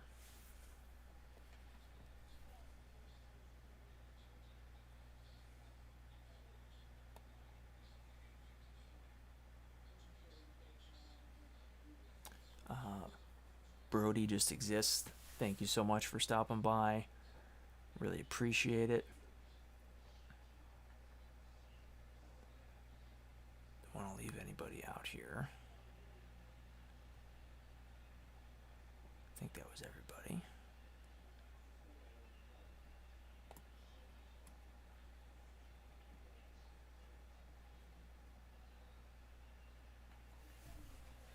Thank you, Bobcat. I really appreciate that. I'm hoping so too. Um, that's the funny thing about this channel. It's like the all of the like analysis of the algorithm that I've been trying to do, like the Goosebumps content, that gets more views than anything that I'm doing, anything that I do, which is interesting. anything like Goosebumps related or book related seems to do way better in views, gets way more conversation going than most other things, which is interesting. Goes to show that, the nostalgia for that stuff is still there. Um, so yeah, again, thank you so very much to everybody. Like I said, I will try. I'm thinking about making this a regular thing, so I would assume probably some point next week there'll be another live. Um, uh, who knows? Maybe I'll get so addicted to this that maybe I'll do it more than once per week. Who knows? I don't know. We'll see what happens. But yeah, thank you so much to everybody. The support means the world to me. Really, really grateful for all you guys. So I hope you have a great rest of your night, great rest of your weekend, and I will see you in the very near future with lots of great stuff to come. So with that, have a great night, and I will catch you guys later. Peace.